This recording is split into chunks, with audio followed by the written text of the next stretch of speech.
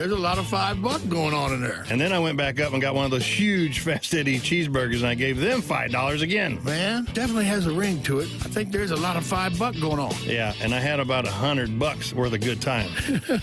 Well, that's good to hear, and it's easy to do with live music 7 days a week and a big old party going on that big, beautiful outdoor patio. Well, like Mr. Shannon always says, if you're 21 and in the mood, head on over to Fast Eddie's Bon Air in Alton, Illinois, and maybe take a selfie on that old Harley Davidson of mine. Who else has got a Cardinal Hall of Famer's Harley Davidson sitting out on the patios for some selfies? Only Eddie boy.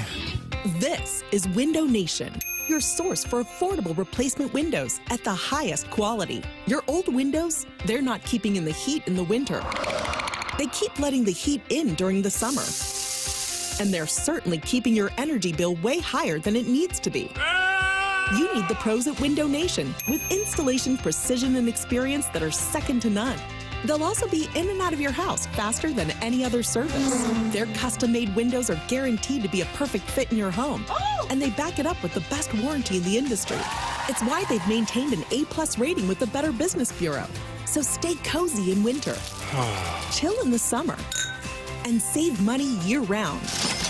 Get a great deal on replacement windows from Window Nation today. Go to getwindownation.com or call 866-90NATION for your free estimate. And for a limited time, get 50% off all window styles, plus pay no interest for 5 years. Go to getwindownation.com or call 866-90NATION. Alex Ferrario, and I've got some money-saving news just in time for the holidays. Credit card rates are over 20% on average, but at First Community Credit Union, the Platinum Visa is just 7.9% with no annual fee. And listen to this. From November 26th through December 1st, your purchases drop to only 2.99% for the whole year. A deal that makes your holiday shopping way smarter. So whether you like to do your shopping on Black Friday or the weekend after, use your First Community Platinum Visa and save big. It's the biggest savings event of the year. Menards, 11% rebate ends Thanksgiving Day. Save big money on everything you need for any project. We've got something for everyone. Homeowners, contractors, DIYers, the kids, and even grandma. Hurry, Menards 11% rebate ends Thanksgiving Day. Save big money at Menards. 11% mail-in rebate is a merchandise credit check. Good on future in-store purchases. See menards.com for details. WXOS HD1 East St. Louis. 101 ESPN is driven by Auto Centers Nissan, home of the lifetime warranty and 30-day return. Rise and shine, St. Louis. It's the Brown and Crouppen Morning After with Tim McKernan, Doug Vaughn, Martin Kilcoyne, and Jackson Burkett on 101 ESPN. 7 o'clock in St. Louis. You are listening to the Morning After, presented to you by Brown and Crouppen on 101 ESPN and the TMA STL YouTube channel. Tim McKernan, Doug Vaughn, Martin Kilcoyne with you on the program, a program that welcomes you to participate by texting in 314-399-9646. That's the Air Comfort Service text inbox. It's active as the day is long. Then you can call in to the Collier and Thompson phone lines. That's 314-974-0101. And then what you do is you open up your YouTube app, and then you type TMASTL, and Doug, now we're at 6,190 subscribers. Do you think we can get to 6,200 today? I don't think so. Why not? You were wearing that baby blue to match your eyes, so that's seductive. Okay, you said, what's the number now? 6,100 what? 6,190 subscribers. Oh, we only need 10. That's what I'm saying. We can do this. Come on. I guess it's Friday. What else do you have to do? Thank you, Martin. Okay. Come on, Doug, be more positive. Are you a member? No, I've been meaning to. And I will. Today's the day. I noticed that you're, would you call those, Jackson, because they have wires, so they wouldn't be pods. Mm-hmm. Those are earbuds. Earbuds. Mm-hmm. Yeah. Matches Doug's quarter zip, which matches Doug's eyes. How can you not want to see that on the YouTube channel? Couldn't agree more. Doug looks great in the coral, and that's what I would describe. In a coral? Coral's kind of pinkish, isn't it? I think You're thinking of teal. Turquoise. Turquoise? Yeah, coral's more in the pinkish to match. Do you hate your wife? 314 to match. Do you hate your wife? 314-974-0101. Call in. We'll workshop it with you. Or just go on to the Michelob Ultra YouTube chat and look at how Doug has matched, like Digger Phelps with his Sharpie, his earbuds with his quarter zip in his eyes. These are the only earbuds I have that work. Okay. Jackson Stadium buddy says Doug looks extra handsome today. No, okay.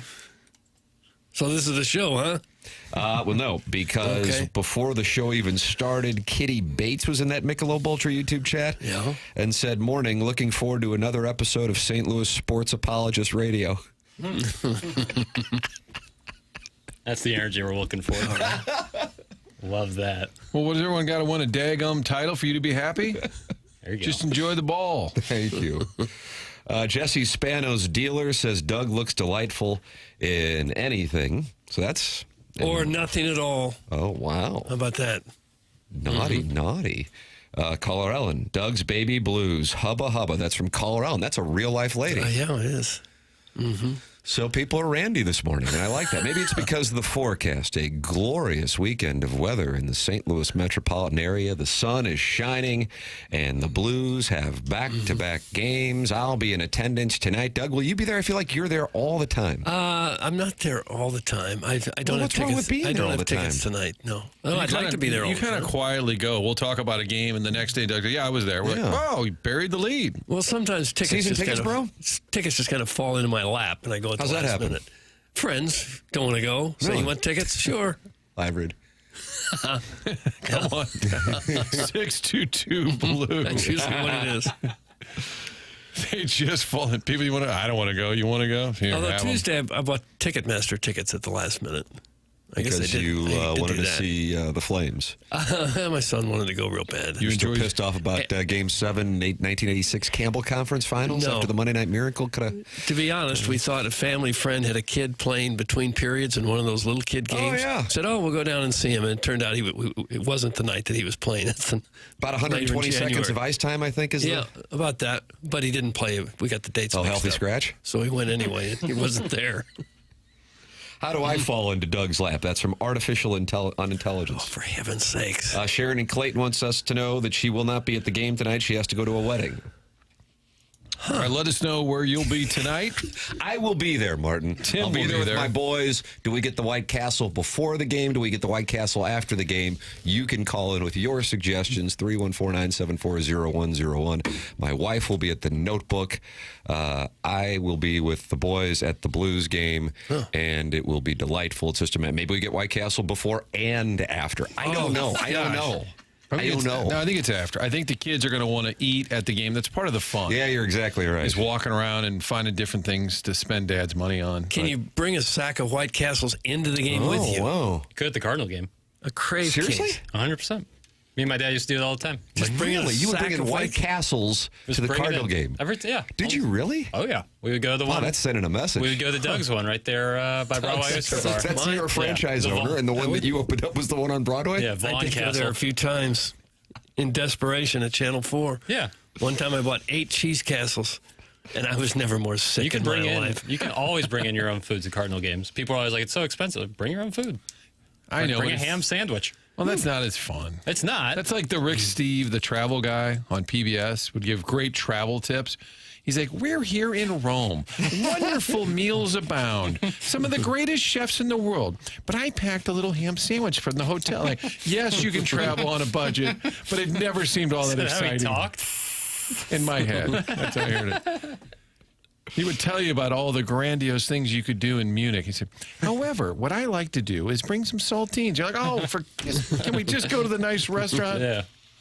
Professor Roy Hinckley joining in many listeners, letting us know where they will be at Puck Drop tonight. That's on 101 ESPN with pregame at 6 p.m., Puck Drop 7 p.m. I'll be trolling the parking lot at the soccer fields on 370 for Stepdads tonight. So that's where he'll be if anybody's interested. Soccer fields on 370. Okay.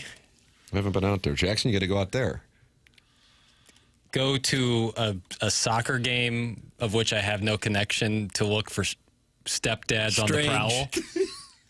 That's correct, sir. On 370. 370, is that what connects that's what connects 270 to St. Charles? Is that right? It's way up north? You're looking directly in my eyes asking me this question. I think that's what it is. 370? 370 is where the Blues used to have the practice, and there was a Auntie Anne's, I think, pretzels. Mills? And then the Mills. Okay. And there were a lot of closed, not clothes, but closed stores in the mall. But then there was a random rink for the Blues, a professional hockey team to practice. That's 370. They had a great go-kart situation. Yeah, they going did. on. Rusty Wallace owned that. Yeah. Really? It was very cool. Yeah, I thought it was a big-time operation there for a while. Sharon wants us to know that her contraband lately has been sneaking drinks into Blues games. It started when I was sick recently and wanted ginger ale. Kept it going because I don't want caffeinated stuff in the evening. I don't drink booze at Blues games. That's Sharon in Clayton. She's sneaking in ginger ale. Contraband. Mm-hmm. Brian Henson wants us to know that he will be in Cincinnati scouting the Bengals and trying to find out if the roof at Lucas Oil will be open for the Big Ten championship game.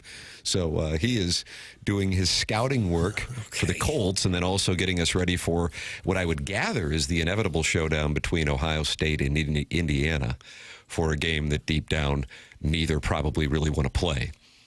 I would like to propose legislation to get rid of the conference championship games in college football and turn it into the first weekend of the college football playoff. All in favor say aye. Well, I would like that too, but that you're talking about giving up millions of dollars at those games. But if they could replace it, you're talking about TV money. But replace it. Maybe replace it with. I think there'd be more interest in watching. You can't get something done at the board meeting if we're going to take away from the top line. But what if we are going to increase the top line and the interest level of the fans? Why, then we have a winner. All in favor say aye. Aye. Okay. I also like to parlay it with moving the Army-Navy game to the beginning of the season. First week. How about that? Week one. I mean, we are moving things around, and we are making this a better place. Week one. Because it kind of gets lost where it is now. That's correct. And everybody's kind of like, oh, I got the Army-Navy game. I guess I'll bet the under. Yeah, people at the beginning of the season are longing for football, any competitive football they want. And the Army-Navy game obviously is incredible pageantry. It's great for this country. But it's not necessarily the level of football you're used to if you watch SEC and Big Ten football all season. But if it's the first game you watch, you're fired up. Or how about this is America, baby? Look at this. Okay, calm down. How about playing it on Veterans Day? But that could be like a Tuesday. Doesn't matter. Whenever. Take a bye on the Saturday before. And I agree, play it Doug. on Tuesday. I kind of like that. I think Doug just made it even better. Because I disagree. As much as you were pulling me in, I with like this, the first week. You like the first week, but that Army-Navy game, there's always some flurries in the air. I kind of like the cold vibe. In Annapolis or West Point. Yeah, I think Doug's right. I think veteran. It doesn't matter what day it is.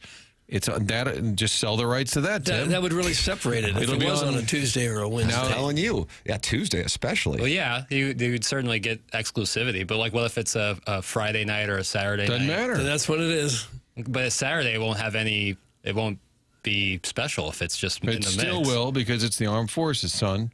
Okay. Wow, you hear that okay? That was a dismissive okay. Now, if you just saw it in the script, it'd say okay, but you had to hear the way that he delivered it to know the tone. I could tell he was walking back to his room muttering, I hate my dad. Of course, Jackson Mom Dami hates the Army-Navy game. That's Jugs in D.C. I was trying to prop it up. Doug's one was trying to bury it on a Saturday. I'm not trying to bury it. Sharon is sneaking in booze because commission checks of $0 can afford a zero alcohol. The olds, for some reason, realized doing reverse mortgages on their current homes to buy timeshares was not a solid strategy. That's from Carlos Spicy Wiener. Sharon acquired a timeshare? She seems to live in several different places, wonderful places. I doubt they're timeshares. So if Indiana and Ohio State remain undefeated through the regular season, who is the regular champion, as there would be no head-to-head matchup? I like your idea. That's from Indy Augie, formerly of Belleville, in the KSDK assignment desk. They can play like FIFA, and whoever wins, they take the banner home. I think that's less. I didn't even know they did a regular season champion.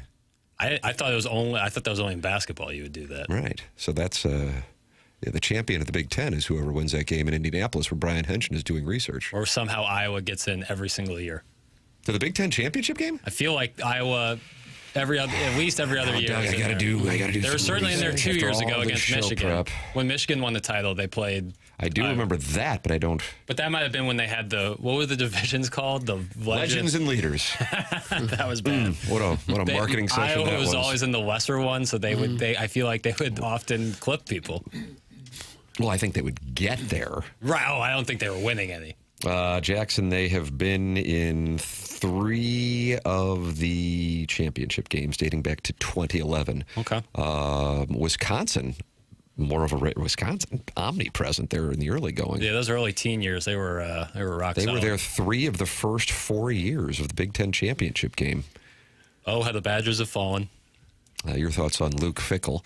I am laying the 30 points with the because Indiana's DNA is to sort of just roll up big numbers. Yeah, when Kurt Cignetti and Dan Lanning can put it on you, they'll put it on you. So that's my logic. Kurt Cignetti's like, I waited to be my 62, however old I was, like 62, I got this big job. I'm kicking everyone's ass while I can. That's exactly right. Boys, I'm telling you, one of my favorite podcasts is Jeremy Macklin, Kevin Rutland, and Sean Witherspoon, because it's just so, it's just, I guess for lack of a better term, it's different because they know stuff.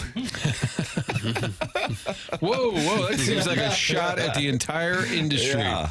And they're not doing hologram takes? No, and that's what I was listening to. And those gentlemen, all of whom played, of course, for the Missouri Tigers, are really workshopping not necessarily the game of Missouri and Mississippi State, which Jackson Burkett will be, correct, in attendance? Yep.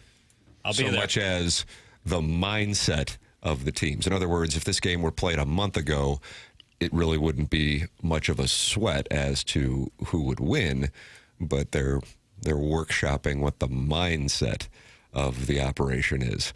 And that's, let me tell you this, I wouldn't be putting my money on it because it's, you know what it is, Doug? Watch this. What? Wide Delta season. Oh, is that right? Okay. I don't know. It's kind of like the Florida-Kentucky game last week. What's the motivation? Yeah, I think if you're looking at from Missouri's side, their defense is so rock solid. A lot of those guys have improved their draft stock significantly this year, and I think they want to keep that up, whether you're Damon Wilson, Zion Young, some of the safety.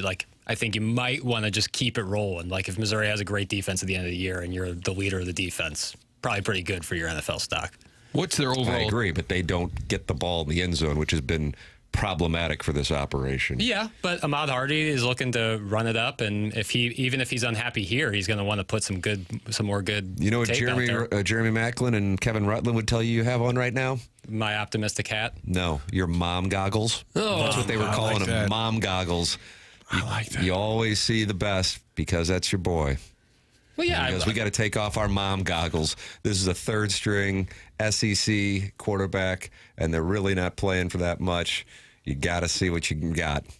Mom goggles. So, Tim, my two-parter... Macklin was real high on Missouri against A&M last week because he thought that Zollers was going to be better than Perbula, even though he was gentle in the way that he said it. And that's not where he is after what he saw last week. No. Tim, my two-parter is, where do you find it? Because I went to Spotify last week, and there's only the original Here's 2 episodes. Great question. Because it's on YouTube only? They spell True Sons TRU. Yep. But I found it on Spotify, and it had episode 1 called Why Mizzou. That was the pilot. And then episode 2, Ups and Downs. This is from 2024. I could not find it on Spotify. I Googled it. It comes up on YouTube. So where do people find it? And then my second question relates to the mom goggles. What is their tone overall about the program? Because we kind of had this great debate about whether the whole goal is just making it to the college football playoff. Do they kind of delve into where Mizzou is? Yes, that was a good portion of it because I wouldn't listen to, no disrespect. But tomorrow for me, I don't really care about the outcome. They can win, they can lose. It's getting into bowl game land. But I also know some people really get into the win totals and whatever. But when you're not playing for anything, that's where I am. I know that can be a controversial mindset, apparently, but I check out, just like I don't care if the Cardinals finish in 3rd place or 4th place if they're not going into the postseason. So, with that said, they really did get into it. They're certainly all high on Drinkwitz, but what they are curious about as far as the now is what they will see from the team with both the coach situation up in the air and then also the team now, playing for whatever it is that you would want to call it. Theoretically, they could still have a 10-win season if they ran the table and won a bowl game. But, how much does that really get you going? I guess as individuals, they have NIL money to play for. If you have a couple big games at the end, you might be able to command some more NIL money, make yourself more valuable on the transfer portal. And it's not just a little money. There's hundreds of thousands at stake there. So the bad news for Mizzou is the guys who are highly motivated may have one foot out the door. Right. Knowing their stock could go up. Could be. But it's the same with players at every other program in the country, too. For sure. Mississippi State also not exactly playing for much themselves. Mississippi State's perhaps record-wise one of the most deceptive teams. They have been in so many games up until getting stomped by Georgia last week. Lost in overtime to Tennessee, lost in overtime to Texas, beat Arizona State. That's a team that is truly a point away at the end of regulation from 2 signature wins for their program, and instead they only have 1 SEC win, and that came in the final seconds against Arkansas. Otherwise, they would be winless in the SEC. Doug, that's why we call this wide delta season. Okay. Missouri won 40-10. It wouldn't surprise me. And if Missouri lost straight up, honestly, it wouldn't surprise me. Wide delta season. We will have our SEC picks. We have our drops of the week on the Stiefel dossier. In addition to that, we've got the traditional Friday appearances of Joey Vitale, brought to you by Schaefer Door Company, and the Colonel, Gabriel P. DeArmond, brought to you by James Carlton of the Carlton State Farm Insurance Agency. James is online at carltoninsurance.net. He is my insurance agent. He is now Jamie Rivers' insurance agent, and Jamie saved thousands of dollars last month when he made the switch. How can you make the switch? Go to carltoninsurance.net or call 314-961-4800. You can also Google him, and when you Google him, you're going to see 450 plus 5-star reviews for James and his team. It's not just about saving you money, it's about customer service, and that is how James has built a great business. James Carlton of the Carlton State Farm Insurance Agency, online at carltoninsurance.net, 314-961-4800. The program's called TMA. It's presented by Brown & Crouppen on 101 ESPN. This is Jordan Bennington, and today is Blues Game Day on 101 ESPN. Blues Game Day on 101 ESPN is presented by Buffalo Wild Wings, the ultimate arena for wings and wins. For commercial HVAC work, go to aircomfortservice.com. That's aircomfortservice.com. This November, the Black Friday sale is all month long at Byerly RV. Get special pricing on select new and used RVs and find the perfect fit for your next adventure. Buy now and enjoy free storage until April 26th so your RV is ready when you are. With no payments until 2026 with approved credit, there's never been a better time to buy. The Byerly RV Black Friday sale runs all month long, but the best deals won't last. Visit Byerly RV in Eureka or shop online at ByerlyRV.com today. That sound? That's your engine crying for help. Time to call Atlas Vehicle Protection. When breakdowns happen, Atlas covers your engine, transmission, AC, and more. Fast claims, nationwide coverage, zero stress. Call 314-720-5990 or visit atlasvehiclepro.com. That's 314-720-5990. Drive smart, drive protected. Atlas Vehicle Protection has you covered mile after mile. AtlasVehiclePro.com. Let Banner Construction show you what a difference James Hardy can make to your home. Banner's exterior design team will show you custom design options to transform your home into the neighborhood showplace. Banner is a preferred James Hardy and Pella window specialist. With winter right around the corner, now's the time to think about Pella windows for energy efficiency and comfort. Call Banner Construction to schedule a free in-home consultation. Again, call now. Have yourself a banner day over at Banner Construction. Call them. Pros don't just show up. They prove how it's done with precision and without shortcuts. Makita tools are built the same way with a dedication to lasting quality, trusted performance, and results that reward your effort year after year. When the job calls for the best, call on Makita. Built to be the best. Available at the Home Depot. There's nothing like when you get that part from eBay and it just fits. Yeah, the first time. So you can do less of this and get right back to more of this. At eBay, you'll find all the parts you need, guaranteed to fit, at prices you'll love. Sounds good, doesn't it? eBay. Things people love. Eligible items only. Exclusions apply. BetMGM is coming soon to Missouri. On November 17th, sports fans in Missouri can pre-register and get up to $1,500 paid back in bonus bets if their first bet loses. Plus, an additional $100 in bonus bets if they deposit before December 1st. Enjoy a betting app that was designed for game day, with features like live bets, same-game parlays, BetMGM rewards points, and surprise boosts dropping in your account all throughout the season. It's everything a sports fan could want in one app. Pre-registration is coming soon to Missouri on November 17th. BetMGM. Make it legendary. Gambling problem? Call 1-800-GAMBLER. See BetMGM.com for terms. 21 plus only. Missouri only. New customer offer subject to eligibility requirements and minimum deposit of $10. Bonus bets are non-withdrawable and expire in 7 days. Please gamble responsibly. Pending BetMGM's licensure as a mobile sports wagering operator with the Missouri Gaming Commission. Register for a Missouri online sports wagering account starting November 17th. BetMGM's issuance of a welcome offer is conditional on full licensure. Jamie Rivers here, and let me tell you, when a Hockey Hall of Famer like Chris Chelios puts his name on a tequila, it's not going to be average. El Bandito Yankee is next level. Ultra premium tequila made the right way with 100% Blue Weber agave, all natural, no additives. Just rich, clean flavor and zero burn. Chelly's a legend, and this tequila, same deal. Blanco, Reposado, and Añejo. Available now at Randall's. Break out the Bandito and learn more at elbanditoyankee.com. Jamie Rivers here, and it is time for another one of my jersey giveaways. And right now, you can register to score a signed Jordan Binnington Blues jersey. Yes, a beautiful Jordan Binnington Blues jersey. Gotta love it. Enter to win that autographed Binner jersey at 101ESPN.com or on your 101 mobile app. Jamie's jersey giveaway is presented by St. Luke's, ranked top 2% in the nation for cardiac surgery by health grades. Visit stlukes-stl.com. That's stlukes-stl.com. Presented by Brown and Crouppen. This is TMA on 101 ESPN.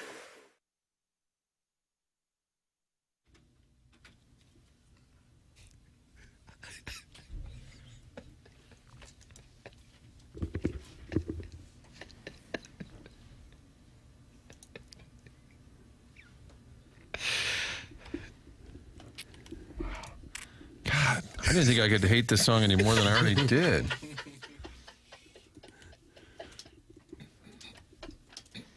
Who would be the artist on this one? Well, of course, Billy Joel was responsible for the. This is not the original. No, Do you I didn't recognize think the it vote? was. Take a listen.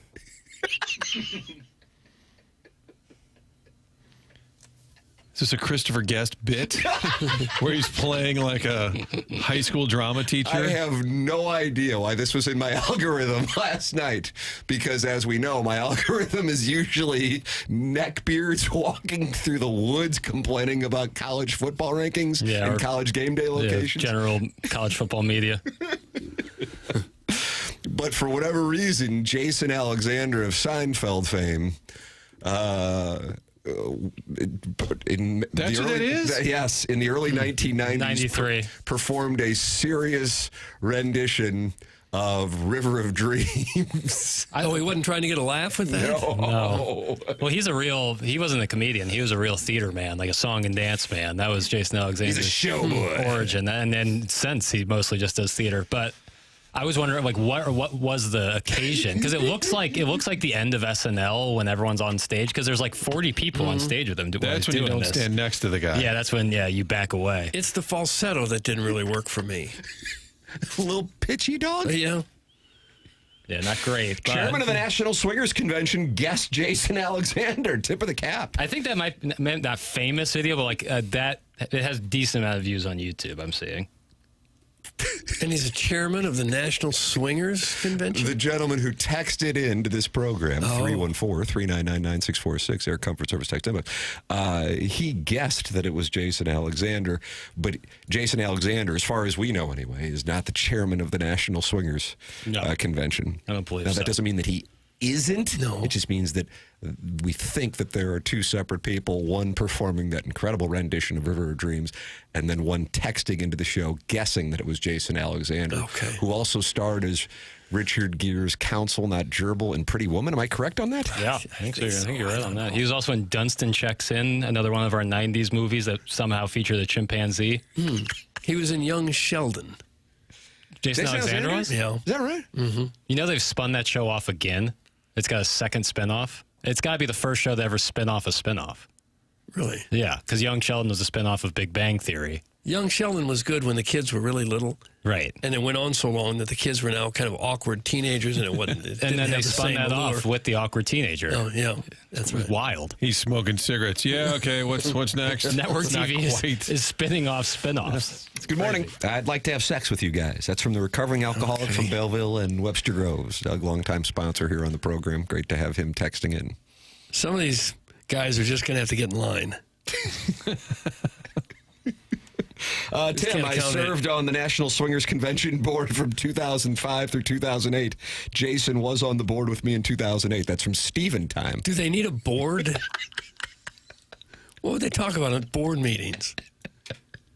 Allocation of resources, certainly budgeting.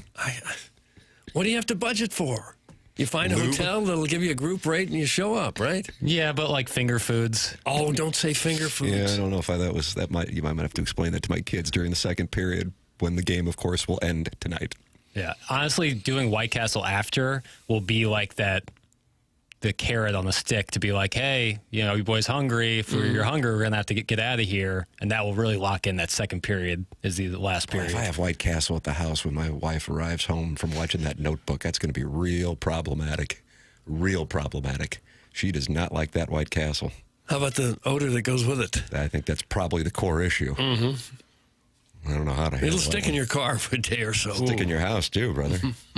Are there less available these days? I don't see them as often. One closed near Tower T recently, I believe. If I'm not, is that Watson in the Cleat Station, Doug? Yeah. Oh, it closed. Now, the one on Big Bend in Manchester is still open. That one's there. Maplewood? Yeah. That's been there forever. Yeah, that's the one I used to hit. Yeah, that one's still open. There's one on Manchester and Baldwin, little west of 270. Yeah, just west of 270. That one's like a standalone. It's like the only one in the only business in a mile. Mm-hmm. Nice try, pal. Happy Days spun off from Love American Style, and then they had multiple spin-offs like Joni Loves Chachi. Yeah, I remember that. That's from Just Don't Press Push. Happy Days was a spin-off from Love American Style? Is that right? This predates me, but I would have thought Happy Days was its own entity. Because Love American Style was a whole different type of show. Sometimes shows like The Simpsons started on the Tracy Ullman show, and then it turned into, but I wouldn't say that's a spinoff necessarily. Yeah. I would say it's an expanded concept. How about Rhoda spun off from Mary Tyler Moore? Right? That one I'm outside my purview. Okay. Good morning. The White Castle by my house turned into a weed shop. Thanks. That's from former fan page moderator Neil Allen Craig Paquette. How could they not have merged the two? Yeah, it's the weed shop that also sells White Castle. Kind of like the Taco Bell KFC Pizza Hut. Yes. That would have been the proper move. Yeah. Proper. Not worried about your BMI? Come on in. We've got Taco Bell. We've got pizza. Guys, the St. Charles White Castle thrives. Thanks. That's from the St. Charles Illini. Oh, does it? It does seem like late night food, not middle of the day food. But something to you're going to Blues and Flyers with your young family. Hey, boys, why don't we go enjoy some meat and potatoes at White Castle? Just a sack. William's hands were shaking. Don't you think the fans around you would grumble if you opened up a big bag of White Castle and started eating it right there? It's either we're dining beforehand or we're enjoing the treat afterwards. Dine in at White Castle because of the ambiance. Should we eat at the one on Broadway? Hell no. No. Celebrity? Ooh, we're going to have a lot of fixes. We are going to have some fixins. Yeah. Hey, guys, this Jason Alexander River of Dreams discussion is really interesting. But are you going to talk about the MLS schedule change at all this morning? Gosh. That's from Big Tuft. I guess we should. They're moving their schedule. Martin had a monologue about it. I didn't know you had a monologue? He says he texted me before the show. Felt strongly about it? I'm just mad we have to wait. It's not until July of 2027.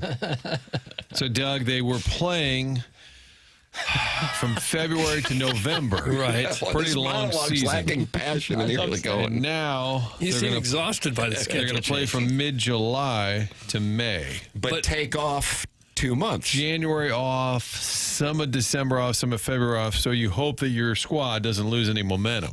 No, or you hope that it's not 5 degrees outside when you're playing and no one shows up. Well, but in January they're off. But December and February you could still get a little. Yeah. Your squad in Minnesota is probably a little concerned about this. Up in Montreal, a little concerned. But It matches the International League schedule, Doug, and you like that transfer window. I do. This now aligns, so that means you have a better chance. It does make sense. To bringing in. But does a transfer window mean more of their players can transfer out of the MLS? It's like free agency. Out and in, yeah. But like the top players in the world are available in the summer. Right. And so instead of being the middle of your season, so you now have a chance. In theory, you can upgrade the overall talent. And then the playoffs, they admitted. Right now, the playoffs are going on in the MLS, and a lot of folks, not Taylor, but a lot of folks don't know about it. They said maybe in May, not going head-to-head with college football, NFL, it might have a little more, I don't know, attention garnered. Yeah. You guys start talking about the MLS, and I'm going to drive off the bridge Toonsis style. Oh. Is that Toonsis, the driving cat? Yes, I remember Toonsis. That's from Doug's prison wallet. So he is going to drive off a bridge like Toonsis? It's a wonderful name for a cat. Nobody cares about soccer! Hey. To Moist to Saloon, it says in parentheses, possible burner. Feels like anything we talk about, we get the text that nobody cares No about. one cares about any of it. What do they care about? Right. We're still searching. Alexander, River of Dreams. The whole show dedicated to I'm fine with it. I had a producer, sports producer. Dougie worked with you, Jarrett. And he was from New York, and he had kind of a New York attitude, and I love Jarrett. I would say, hey, we could do this. He goes, yeah, nobody cares. I go, what about, I would say, well, then we could go, no, nobody cares. So after about 4 of those, I'd say, okay, what are we putting in our show today? Yeah. Because everything I suggested, he would just say, nobody cares. Acting like the arbiter of interest. Nobody cares. I like that, the arbiter of interest. That's what that guy. Smart move for the MLS to go head-to-head with the NFL and college football. About as genius as putting every game on Apple TV. That's Jugs in D.C., and he's not. No one's They play a happy with long anything. season, though. They're always going to go up against something. Football. They're going up against football for their playoffs right now. But you get to February, March, April, when it really heats up and we spend more time on it. That's when they'll have the focus. Non-NFL. Does the season have to be quite so long? I don't understand Can't they that. condense that a little? I mean, you could play 2 soccer games in a week, couldn't you? I think a lot of it is a lot of international play. There's a lot of stuff, and obviously guys are real tired after they play. The guys in the MLS? Sure.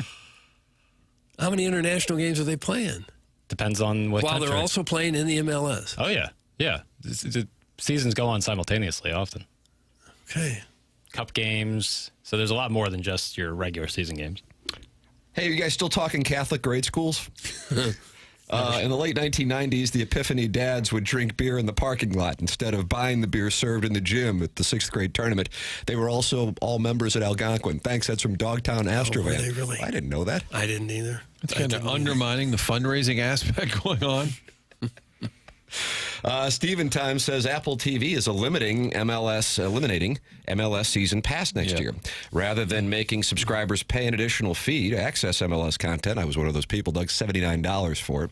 Really? All of the league's matches will be available to every Apple TV subscriber with their standard plan.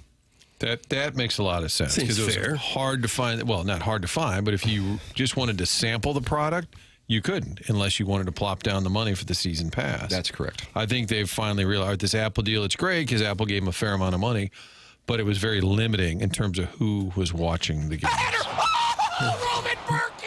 More of that? And most of the important sporting events in this country are available pretty much free, either over the air or cable, which is not free, but you get everything else with it. You're not paying extra to watch an NFL game unless you're out of town. You are, though, on Thursday nights, if I'm not mistaken, right? Amazon. Yeah. So I don't watch it. I was watching that Al Michaels last night, and I said, God, he's got to be at least 80. His 81st birthday was Wednesday. Is that right? Still looks the 81. same. He looks the same. Maybe not quite the same zip, but he's still Al Michaels. Yeah. He's one of those guys, Joe Buck has it too, when they walk in, like doing the game, you just feel like, wow. Like it's a big game. Yes. And it was New England wearing, I don't know, were they violet colored? Jackson, did you see those uniforms? I saw the uniforms, and I thought immediately this was going to be on Uniform Boy. I did like what the Jets were wearing. I like the all white. But the Patriots were You're wearing. asking about the Patriots. Were they light purple? Sounds like you didn't see it. That's my read right now. I didn't see it, but I'm looking at them now. Awful. It was bizarre. But it's better than their usual. I hate silver pants on teams. So you don't like the Georgia Bulldogs? Al and Dadeville will be fighting you. That's like a gray. Like it's gray. I know it's very. Their name is the Silver Britches. I feel like, but yeah. How about the Dallas Cowboys? Those are kind of silverish. See, the Cowboys did it, and people have tried to assimilate there, and the worst is the Patriots and the Panthers. There's no reason to have silver pants, but these are no good either. So Take that. These are they look like jeans, like denim. Yeah. But the color appeared to be a shade of purple. Like these are the New England Patriots. Damn near lavender. Thank you. And I bet you there's not a million people running out to buy these jerseys today either. These are the rival ones, the Nike Rivals jerseys. These are the horrible ones. But that Mike Vrabel can coach. I like Mike Vrabel a lot. Quick aside. Why you wouldn't want to look like the New England Patriots, I don't know. Because they tried to disguise that last night. They tried to confuse the viewers who paid to watch the You game. don't know who you're watching here. Like camouflaging it? Just the way we want it. It does feel like Francesca could do 20 minutes on the Patriots look last night. It's the 7th anniversary, by the way, of Stan Lee's passing and Mike Francesa's beautiful tribute to him. It's kind of maybe a roadmap for those who have had to deliver eulogies of the how-to pay tribute to someone who has just passed. Doug, take a listen. Here it is. Mike Francesa. Okay, love to hear it. Caller brings to his attention the passing of cartoonist, creator of Spider-Man, Stan Lee. Eddie in Hoboken. What's up, Eddie? Hey, what's up, Mike? What's happening? Hey, Mike, Stan Lee died today. Did you ever meet the guy? What do you think of him? Stan Lee. Yeah, Stan Lee. I don't Never know heard who of he Stan is. Lee? Don't know who he is, no. Jesus. No. Who is he? Who is he? Who is Stan Lee? He was one of the creators of Marvel Comics. Oh, who cares? Oh, Sorry, gosh, that was insensitive. Is that who he is, Stan Lee? The guy He created Spider-Man. That was his big thing. created Spider-Man? Sorry. I never was a comic book reader as a kid. I apologize. Never. Okay, but you didn't have to say who cares. I don't know. I kind of agree with him. I wouldn't have known who it was either. Doug, the NFC North has the best uniforms for a division. The AFC Souths are god-awful. Thanks. That's some Hunchback of Uncast. That could be a great podcast topic for Uniform Boy, the spinoff from Love American Style, which created Movie Boy, which now has created Uniform Boy. It feels too early to spin off, but you never know. The AFC South definitely is hot garbage. Colts, Jags, Texans, Titans. I kind of like this Hunchback of Von Castle's take on the AFC South. I like the AFC West uniforms. The Broncos' old uniforms with the blue helmet is Love great. them. The Chargers with their light blue and yellow. Could do better, but like them. The Raiders have distinct Love 'em. uniforms, and our Kansas City Chiefs have got that bold red. That's a pretty good division. Pretty good division. This has nothing to do with the St. Louis Chiefs situation. I think that is one of. I think even Kansas City Chiefs probably go, red and yellow isn't necessarily lame. That isn't lame. It's just aesthetically displeasing. That's what I would call it. But the other three, I would agree with you. And the NFC North: Bears, Packers, Vikings, and the Lions. So that'd be your best uniform Kind of division. old school, traditional. I like the NFC East. I was about to say and I can't even say the name of the team. Our nation's capital's football team. I like Thank those. you, Martin. I like their uniforms. I think they look good. But I think they were better before they. What Got a rebrand? Got a W on there now. Yeah, the logo stinks, but I like. Well, I mean that's a problem then. But if it's we're like talking a uniforms. piece of it. But it looks like a military uniform. They got like nameplates on it. It looks cool. I think it looks cool. I like the Commanders uniforms, and the Eagles are one of the best. And the Eagles did a rebrand with the color. It became more of like a metallic green over there, and I love it because it used to be a more of a Kelly green. Kelly green, that's their famous throwback stick. But I love their look now. And the Giants wore the Giants helmet with the written out Giants underlined on the side of the helmet last week. Fantastic. Yeah, I like that. Fantastic. I like that too. The McDonald's Chiefs. They look like McDonald's. That's from the clever name texter. Yeah, Ronald McDonald, red shoes, yellow top. Doug, Broncos retro orange unis slap hard. That's from former President Ulysses S. Grant, who lives off of Gravois. Do they slap hard? I like that big D logo with the horse coming through And it. the blue helmet that kind of comes out of nowhere. Yeah, Really it's good. great. That's what they wore for years and years. So your official ruling is AFC West. Yeah. They change it. Uniform boy, you on board with that? I love that. The Chiefs one is tough, but you're always going to have like one black sheep in the uniform department per division. Like even the best ones are going to have one. Like I think the AFC Lions, Bears, Packers, Vikings. Who's the black sheep? Lions. Oh, really? I kind of like Silver pants. Boy, Silver Britches. Boy, Alan Danville's going to fight you, man. He really is. I don't love Georgia's uniforms, too. Oh. They're not my favorite. They're a great program. I wouldn't go between the hedges next year when the Tigers go down there and shock the world. Should that be my first college road game? I think we hit Athens, and I think we hit Oxford, and I think we hit them hard. Oxford would be a great Doug, first I think one. it's time to put the Tri-Delts in Athens and Oxford on alert. Jackson and I are coming to town. Oxford slaps hard. Will you bring Clay Stryker with you? Clay Stryker. Jeff Abelin's alter ego. Oh, that's right. I was off that. Rolled out in Oxford. Joey Freshwater, Lane Kiffin's alter ego. Ron Mexico, Michael Vick's alter ego when meeting the ladies. I still love and miss the colors of the Big Red. I love the helmet logo. That's from Professor Roy Hinckley. When you grew up with that, it's hard to give it up. They made a bird and made it tough looking. I like that. Yeah. I do miss that team here.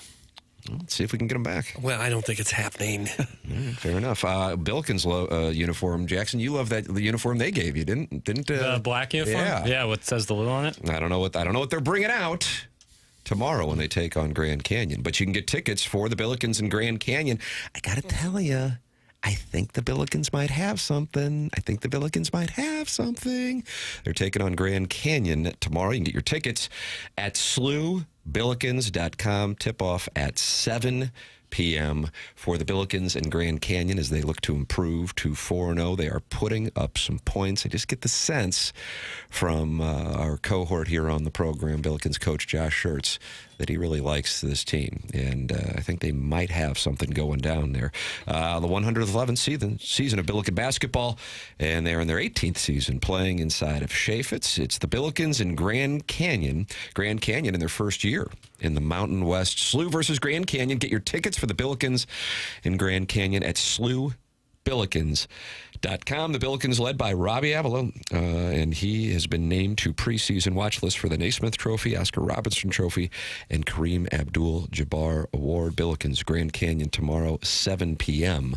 is when you will find it at Chaffetz Arena. Get your tickets at slewbillikens.com. On our presentation on the Stiefel dossier, Joey Vitale, 8:15, Gabe DeArmond, 9 o'clock, our SEC picks coming up, and the drops of the week as well. And in segment 7-3, the Blues segment says, has the sweater curse been broken, Martin? Yes. All right. You weren't listening there, were you? I was doing a quick text audit, and somebody was mad at Papers because he liked the Raiders uniform. They said, what about the silver pants? Oh, but that's so classic. Like the Raiders uniform is so what classic. What about Georgia? I can contradict myself all I want. It's my preference. It's my preference. There was another one, Tim, that said, stop talking about uniforms, and then I took us back there. I apologize for all the people who were angry. And, boy, there's always some angry folks. Vizzini has just announced, I guess he does bracketology. Maybe it's Lenardi. Hot take, Grand Canyon will make the NCAA tournament, but the Billikens won't. They'll be in the first 4 out. That's from Vizzini. Stop it. You don't know. People are lame. People are lame. It's like it's a local team. Like, they won't make the tournament. Like, get out of here, dude. Who's that an impression of? That's what I hear when people like complain. They're like, "Oh, Mizzou's gonna lose. What do you know? You guys stink for liking your team. Get out of here." Terrible way to live. Do you have a terrible way to live? Talk it over in the Michelob Ultra YouTube chat where Doug's little river birch is in there holding court, Doug. I had that thing just chopped right at the ground. Talking to Heim Bloom Spreadsheet, who says the Blues' awful light blue pajama uniforms will forever be a curse. Who's talking to Harry Hogg. Chairman Kurt is in there talking. 204 friends are in the Michelob Ultra YouTube chat. The program is called The Morning After. It's presented to you by Brown and Crouppen on 101 ESPN. 101 ESPN is powered by Kaufman Townsley St. Louis's injury lawyers. Call 314-500-5000. 101 ESPN listeners, please support the Countdown to Thanksgiving campaign to benefit Operation Food Search. Hosted by Lee's Famous Recipe Chicken, Hot Shot Sports Bar and Grill, Coca-Cola, and 101 ESPN. Drop off a non-perishable food donation at any area Lee's or Hot Shots location now through November 21st. And every donation earns a free Coca-Cola beverage. All food collected will go to Operation Food Search to help local families in need this holiday season. And each donor can enter to win a prize package that includes gift cards to Lee's, Hot Shots, and hockey tickets. Help make the holidays brighter for local families in need. Get all the details to the Countdown to Thanksgiving to benefit Operation Food Search now at 101ESPN.com. Jamie, did you know that my family's been in the car business for over 80 years? That's a heck of a run, Johnny. I know one thing. I have been very satisfied as a customer of yours for over 25 years. I can't imagine buying a vehicle anywhere else. Are you kidding me? When you buy a vehicle from our family, you can be sure you'll get the best price and the best service. Price brings people in, Johnny, but it's your team's commitment to great service that keeps them coming back. Stop in today or shop 24/7 at Londoff.com. Everyone's a winner at Johnny Londoff Chevrolet. Johnny Londoff Chevrolet. It's the biggest savings event of the year. Menards, 11% rebate ends Thanksgiving Day. Save big money on everything you need for any project. We've got something for everyone. Homeowners, contractors, DIYers, the kids, and even grandma. Hurry, Menards 11% rebate ends Thanksgiving Day. Save big money at Menards. 11% mail-in rebate is a merchandise credit check. Good on future in-store purchases. See menards.com for details. Don't get lulled into believing the IRS is getting soft. It's just the opposite. Hi, this is Lance Drury with the Lance Drury Law Firm.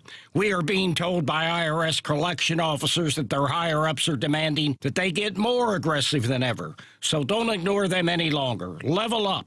If you have unfiled returns, unpaid taxes, levies, or liens, call me, Lance Drury, today and let me get between you and the IRS. I'll protect your rights. At the Lance Drury Law Firm, our practice is focused 100% on fighting the IRS. Remember, IRS problems are legal problems, and they need to be handled by an expert attorney who's done it for decades. So call the Lance Drury Law Firm today. We're local. Our office is right here in St. Louis.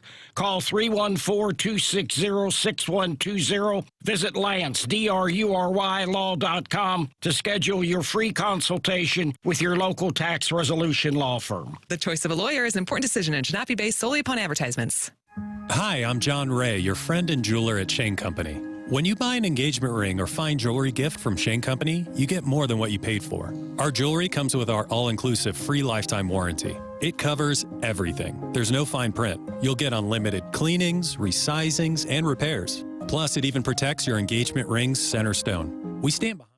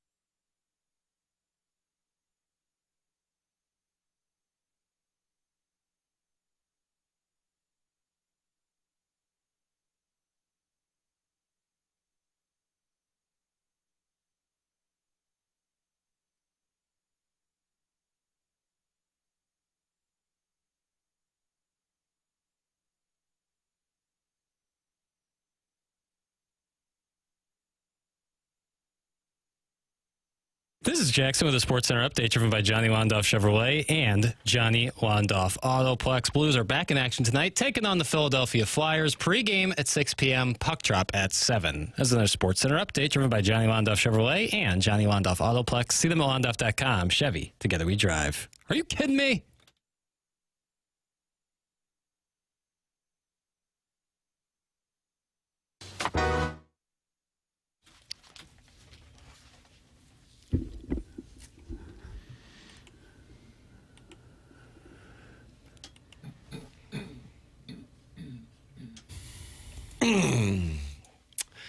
Well, what a wonderful way to roll into the weekend in St. Louis with Mark Wahlberg and John C. Reilly. Actors who sing poorly, is that the theme? Yes. It's a shot at Good Vibrations. Was that 1991? I don't know the years, too. I love that song. You really? Yeah, that's a great summer song. Oh, yeah. Feel it, feel it. Okay, calm down, calm down. He really sold it. He did. I like that. This is the guy going to Columbia tomorrow. Go tonight. No. Just crush it. I think I'm going tomorrow, too. Hell yeah. I guess I'm going to have Again, the sneaky Vaughn going to the gameplay. I guess I'm going to have a spot in Lot L or something? The Huntley of tailgating. I guess I'm going to have to drive back, though. I'm not looking forward to that drive. Why don't you stay with Jackson and Mark? Yeah, plenty of room at the inn. Well, maybe I'll make the drive. Nice. But I appreciate the offer. Sure. Where'd this come from? The neighbor had tickets. There it is. Yeah. What? Martin, this guy is Sneaky Ticket Center. Boy, so you're going to be Sneaky Ticket Center. You're going to be driving home right around 10 p. Oh, over all day. Yeah. Get home Game right. starts at 6:45. Is he leaving early? Yeah. I might leave early. Honestly, not close. leaving at the end of the third quarter might behoove you. If it's not close. Yeah. But if it isn't, I'll stick it out. Sure. Worst case, sleep in your everyone car. going? Why is Doug Vaughn leaving? I would like for him to call it out specifically. Take over the PA. I haven't been to a game yet this year. Got to go to at least one every year, don't you? And people that go to the games, if you listen to the radio call, is there a way? Is it always behind? I was doing this in the press box last week, and it's a play and a half behind on the radio call. That far? Yes. And I used to joke that Mike Kelly would tell people to get loud, and then they would respond, but it wouldn't apply. You know, on the TV, you can set it and kind of match things. But I was in the press box saying, all the people with their headsets or however they're listening, it's literally a play and a half behind. The move for me, and this is what I was doing before the Missouri A&M game started up, I was watching Penn State, Indiana on YouTube TV, and or the ESPN app, although I think that was a Fox game because didn't Gus Johnson lose his voice? I feel like I'm on the right side of history on that call, by the way. Yeah. You know where I am? You know where I'm going with that? The cultural consensus aligns with you now that Gus Johnson's overplayed. But I was there when it was cool to just yell all your calls. It was like, hey, do you guys not see this as hack? I mean, anybody can yell. Right. I mean, you know. Did you hear him go nuts in that Indiana touchdown? Jackson, we have the call of the famous, perhaps the best catch of the year, and one of the most impactful calls of the year. He about fell out of the press box on that one. The man went full Peter Brady. Was that Christopher Knight? I believe it was. I believe so. And he went on to do reality programs. And was it a Penthouse Pet or a Playboy Playmate he married? Or was it America's Next Top Model with the great Tyra Banks who will join us next Thursday? Oh, that'd be a good one. Tyra Banks is coming in? Yeah. She wants to promote the America's Next Top Model, knowing the female audience we have. It's a talent search. Okay. Star Search with Ed McMahon. Was that Ed McMahon? He was on Star Search, yeah. He's one of those old-time announcers that always had the really skinny microphone. Yeah. And a scotch. Here it is, Doug. 15-second ad with Carl Anthony Towns. Gus Johnson, Indiana, beating Penn State, last minute of the game. 3rd and goal, 41 seconds on the clock. Nice. Indiana trails 24-20. Mendoza in trouble. It's out. Touchdown. Wow. A rock play. Unbelievable. Giving the Heisman Trophy now. Was the I mean, it's like crazy. He can't almost even lost control of himself. He's becoming a character of himself.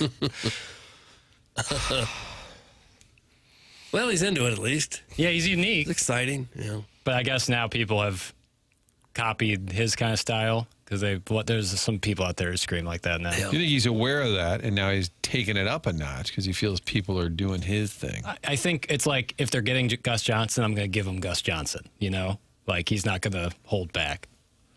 Doug, you have an invite here from the Worson Woods Wacko. Doug, I have a suite at the Ritz-Carlton of Columbia. Join my wife and I. Oh, I don't want to sit in the cuckold chair. Clip that off. Sounds like you're kink shaming. What's the Ritz-Carlton of Columbia? That'd be the Tiger Hotel or the Broadway? I wouldn't know. I'm meat and potatoes guy, just a family man who's just trying to make it paycheck to paycheck. Yeah. Tim, you remember that car that had the tent that would just pop out of the trunk, that Pontiac? That's what That's what Tim takes to the car. And then Exactly right. To stay with the boys, the wife. Maybe you could run an El Camino. Yeah. Right. Sleep in the that's bed the dream. back there. What is the nicest hotel in Columbia? I think it is Tiger the Hotel Tiger or- Hotel. Tiger Broadway. And that's right downtown? The two downtown hotels are the nicest ones. Go to a Jayhawks game, Doug, you K-head? That's from Philip Seymour Doffman. I've never heard that as a insult for a Kansas fan. Jackson, is that K-head? I've never heard that in my long life. I was totally Who they got oblivious this to week? Bye week for the Jayhawks. They'll play in Ames, Iowa next weekend. All right. Well, I would love to go to a Kansas game against Missouri. How about I'm not going to go see him play anybody else. Sprint Center, December. There you go. Papers, you going to that? Probably not. That's probably a very pricey ticket. It's a long drive. Probably watch that at my home. Bragging rights game, different story. We'll talk Always about like that Kansas game all week, and then on Monday we'll be sitting here talking about it, and Doug will say, yeah, I went. I'm like, whoa, wait. The Super Bowl's over. Tim, the next day, Doug's like, well, it was a good game. I was there. Like, you were there? Last minute. I'm telling you. Adam Welly is not happy with the program. That's kind of his brand. In the Michelob Ultra YouTube chat, he says he's constantly told his emails are not funny, yet somehow lines from filtered unfunny emails end up in other emails later in the week. Weird. So I'm going to read it again for you. Who said this now? This is Adam Welly in the Michelob Ultra YouTube chat. Because he's close to getting suspended for his whining. Constantly told my emails are not funny, comma, yet somehow lines from filtered, quote-unquote, unfunny emails end up in other emails later in the week. Weird. What's weird is your text in here. We can't make sense of that. Now stop it. Leave us alone. Adam, call in to discuss it with Doug. 314-974-0101. That's the Collier and Thompson phone lines. Aaron in St. Chuck, who has her nipples pierced, just responded, meh. And what's that supposed to mean? Aaron, you can also call in and do a live read for the piercing store. Big news here for the Design, Air, Heating, and Cooling email of the day today. A listener, Harry Hogg, as a matter of fact, right, Jackson? Is that who you're talking with? That's right. Harry Hogg, Doug, is giving away his Blues tickets for tonight's game against the Flyers, and that is our prize for the Design, Air, Heating, and Cooling email of the day. What a treat. Thank to TMA listener, and I believe active Michelob Ultra YouTube chatter, Harry Hogg. Yep. So 2 tickets to the Blues and Flyers. Is that what it is? 2 tickets? Yep, 2 tickets to the Blues and Flyers. So on your email, I'm going to message 2 email of the day entrance. Just send in your like Ticketmaster email, the one that's associated with your account at the bottom of your email. It'll just make it easier to get you the tickets. You know what I'm saying? Because sometimes your email for email a day might not be the same as your Ticketmaster email. Mm-hmm. Burner, work, pleasure, whatever it might be. I don't know.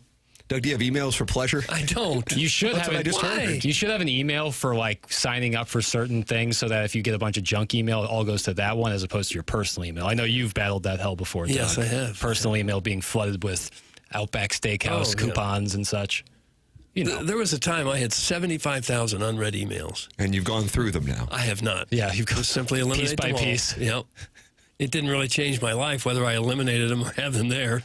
So I just eliminated them. Why don't we randomly read Doug's unread email? That's my version of hell, is reading junk emails all day. Yeah, I don't like that. them. It's almost all somebody trying to sell me something. 100%. Larry Kurt, would you Smith like- invites you to a media get-together this weekend over at Sundeckers. Doug, can you join us? Chairman Kurt, would you like to respond to the accusations that you're filtering Adam Welly's emails and then somehow lines from his emails are being used later? I have no idea what he's talking about. Okay. Frankly, I don't really care. Good for you, Chairman. I'm looking at his email from from yesterday, and I like Adam. Maybe we just have a different idea of what's funny. Well, so diplomatic. It's a man who should run for office right there. But I don't really think that we have called him out and saying this guy wrote an email and we thought it was unfunny. Well, the only ones that we see are the ones in the filtered file. Yeah. So I guess somebody's stealing his email? Stealing his stuff. It's just not, I don't see how that's possible. It could be a coincidence. Well, somebody's going to win tickets to the Blues and Flyers tonight by winning the Design Air Heating and Cooling email of the day. Martin Design Air is on their way over to your home today. It's Design Air Heating and Cooling online. They're there now. We are customers. Doug, Martin, and myself are customers of Design Air Heating and Cooling. You need to get your furnace tuned up, even though it is going to be in the mid-70s today and tomorrow. DesignairService.com.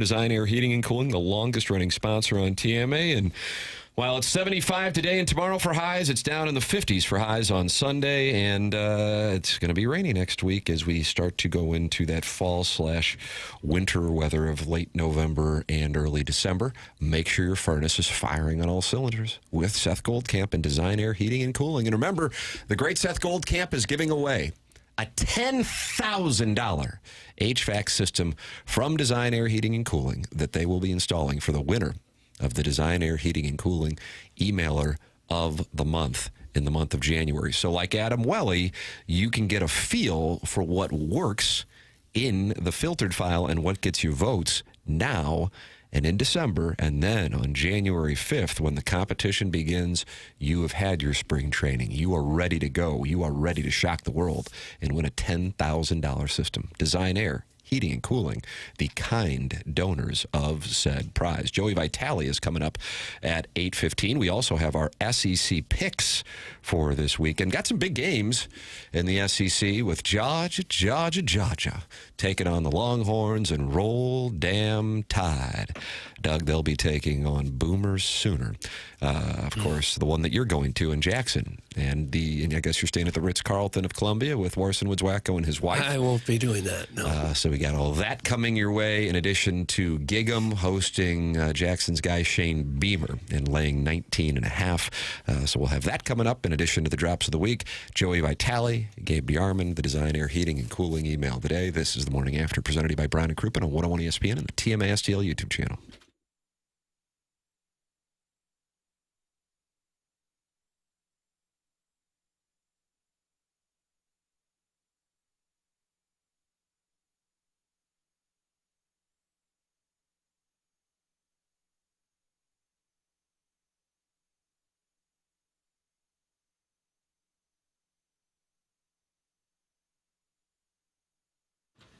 Schnucks is offering you a great deal on your Thanksgiving turkey. Prices rolled back to 2010, 15 years ago. That's the same price as right now for the frozen turkeys being sold at Schnucks. So you start to stock up for the holiday, do it, and save some money.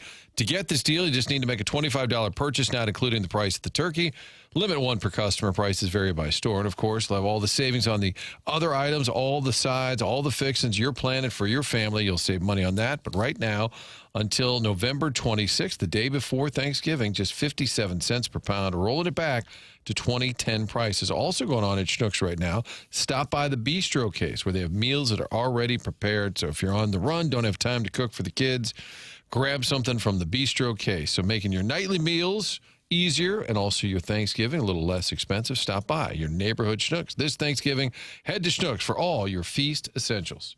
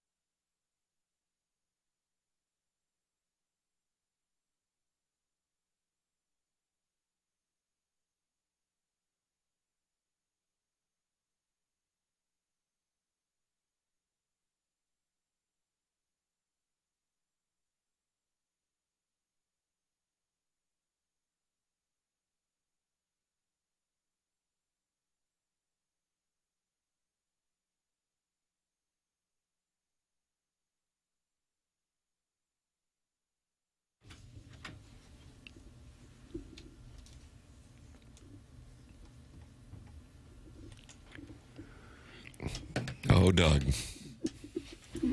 They'll be playing this at the Ritz-Carlton of Columbia when you share a room with the Warson Woods Wacko. I'm not and his going to wife, share rooms. following the Mississippi State game. The question is, will you be happy or sad? Sharing a room would make me sad. Well, if Missouri wins. Oh. It's time for our SEC picks. Okay. What a big moment here on the program. Let's do it. Charlie Marlowe participated last week because Doug was vacationing at Jackson's parents' place in the Hamptons. Nobody's really doing anything special in these picks. I know that's probably shocking to the audience. Me, Tim, and Doug are tied at the same record. What's the record? 13, 12, and 2. Yeah, that's what I mean by not really doing anything. Yeah, well, beat the guy in front of you, you know? Well, if you want to bet based on the fact that we're 51% against the number, that's up to you. Yeah.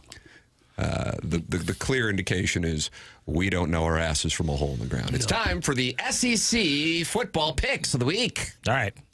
Kicking off the week, South Carolina heads to College Station to take on Texas A&M, where Texas A&M is a 19.5-point favorite over the Gamecocks. I'll be happy to go first here. Please. I will take the Gamecocks and the 19.5. Okay. Lenora Sellers will take care of that number for us, Doug. I'm going to switch it up. I'm going to go A&M. I think they can smell it. I think they can smell the title. Playing at home, I think they will roll it up on South Carolina. I'm taking A&M. I don't know. They're bowl eligible, so they may lay off a little bit. It's true. Can't rule that out. I see what you're saying, Tim, because Lenore's, but he's let me down before. Don't let me down, Lenora Sellers. I'm going to go A&M. That's a big number, but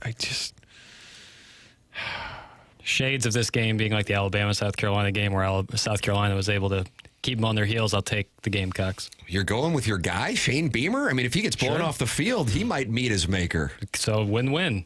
Seems great. Arkansas at LSU, Death Valley. LSU is a 5.5-point favorite over by Petrino. And this game is such a butt-ass game that they have LSU playing it during the day. Yeah. 11:45. Not even 11 or 11:30. 11:45. Yeah. What's the number again there, Papis? LSU is a 5.5-point favorite. Yeah. Doug, why don't you lead off this one? I'm going to say LSU's kind of down. They're kind of directionless at the moment, it feels like. I'm going to go for Arky.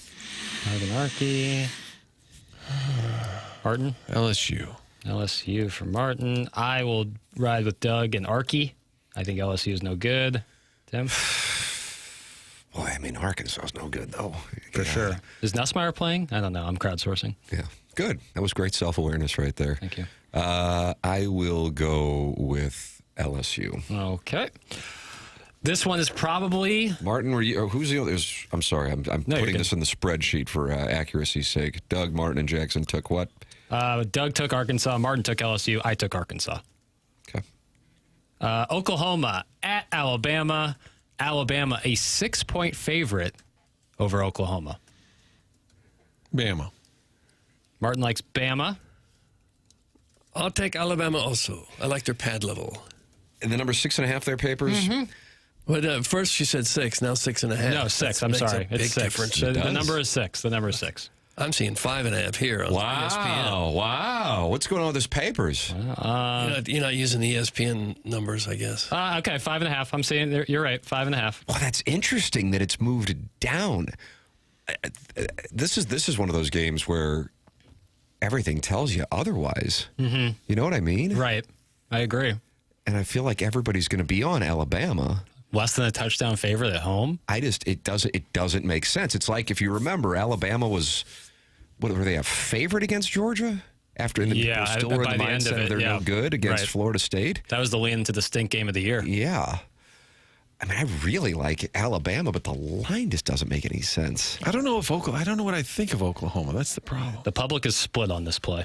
It could really, I'll tell you what, I also think Oklahoma in October may be different than certainly what they were in September. And again, it speaks to the importance of quarterback health. If Mateer is now healthy, I got to do what I was loving Alabama, but I'm going to take Oklahoma because the number's moving the other way. Okay. So I'm getting 5.5. It makes no sense. I don't know what the hell would happen here if this goes off. What if Oklahoma beats Alabama? Right.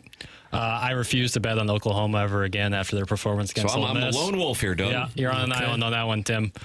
Next game, Florida at Ole Miss. Ole Miss, an 11.5-point favorite. I don't care if it's chalky. I'm on Lane Kiffin and Ole Miss.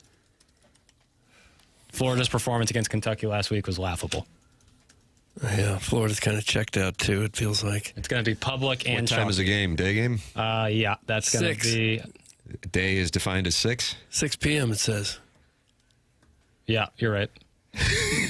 Boy, Doug, good thing you're here to fact check this guy. Telling you. I'll go with Ole Miss. I don't think they'll have any trouble in this game. Couple touchdown win. The Lane train would love to show the Gators what they could get, but they might not get. I think he'll put it on them. You like Ole Miss? That's what I was implying. Then I got to go Florida. Okay. Again, So I realize that none of this makes sense, but I'll take Florida in the 11.5. Okay. Texas at Georgia is probably the game of the week. Georgia, a 6.5-point favorite at home against the Longhorns. I could not be more confused by the Texas momentum thing. I realize they beat Vanderbilt. Wonderful. That's great. War Eagle is about to beat Vanderbilt in Nashville. Their last month features overtime near-death experiences against Mississippi State and Kentucky, and then they beat Vanderbilt. And suddenly the whole world has changed on Texas. I don't see it. I don't get it. I do think there is a team that is improving over the course of the season, kind of like what Clemson did early in the year, one of the Dabo Swinney national championship years, and that's the Georgia Bulldogs. Think they've got it getting figured out, Doug. I'm going with Georgia. Yeah, I am too. I take ever betting against Georgia. They always just seem to get it done. I'm going Georgia. Spread was 6.5. 6.5. Texas does feel like a fraud. I'll go Georgia. All right, I'll be the lone wolf on Texas. Oh, will you? Makes no sense. Who That's said why I'm that, taking Arch? them. Yep. Nope. Yep. All right, and Mississippi State at Missouri. That's a 7-point spread. I'm just going to Missouri rip the favorite. Band-Aid off Mississippi State. Yeah. Light me up on Tiger Board. They weren't happy, apparently, with my data. Yep. It was mean of me to provide the spreadsheet information. I was a bad Missouri fan for providing that information. Yeah. Then I'll double down on it. I question the motivation. I also think Mississippi State is not as bad as their record. But I could tell you this, Doug, Missouri might win this 40-0. They also might lose straight up. That's where I am. I think Mizzou wins, but barely. So I'll take Mississippi State. I think I said yesterday, Mizzou. I don't know why we were talking about this. Why would we talk about anything? It's fair. Existential. I think they might accidentally give Ahmad Hardy the ball a bunch. And then they'll win. Convincingly. Like, the Tax Slayer Bowl people will be there? Yeah. In a blazer. I'd like to be in line at the chow line with the guy with the Duke's Mayo Bowl blazer. So you're on the Tigers. Y'all serving a lot of mustard up here. Where's the mayo? I'll take Mizzou. I'll also take Missouri and the points.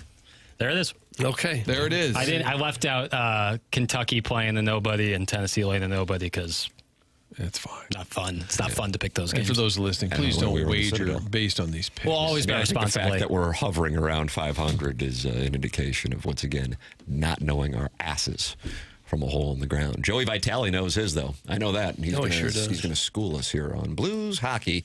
And we'll take some psychedelics and hear what he has to say. That's coming up next here on The Morning After, presented to you by Brown and Crouppen.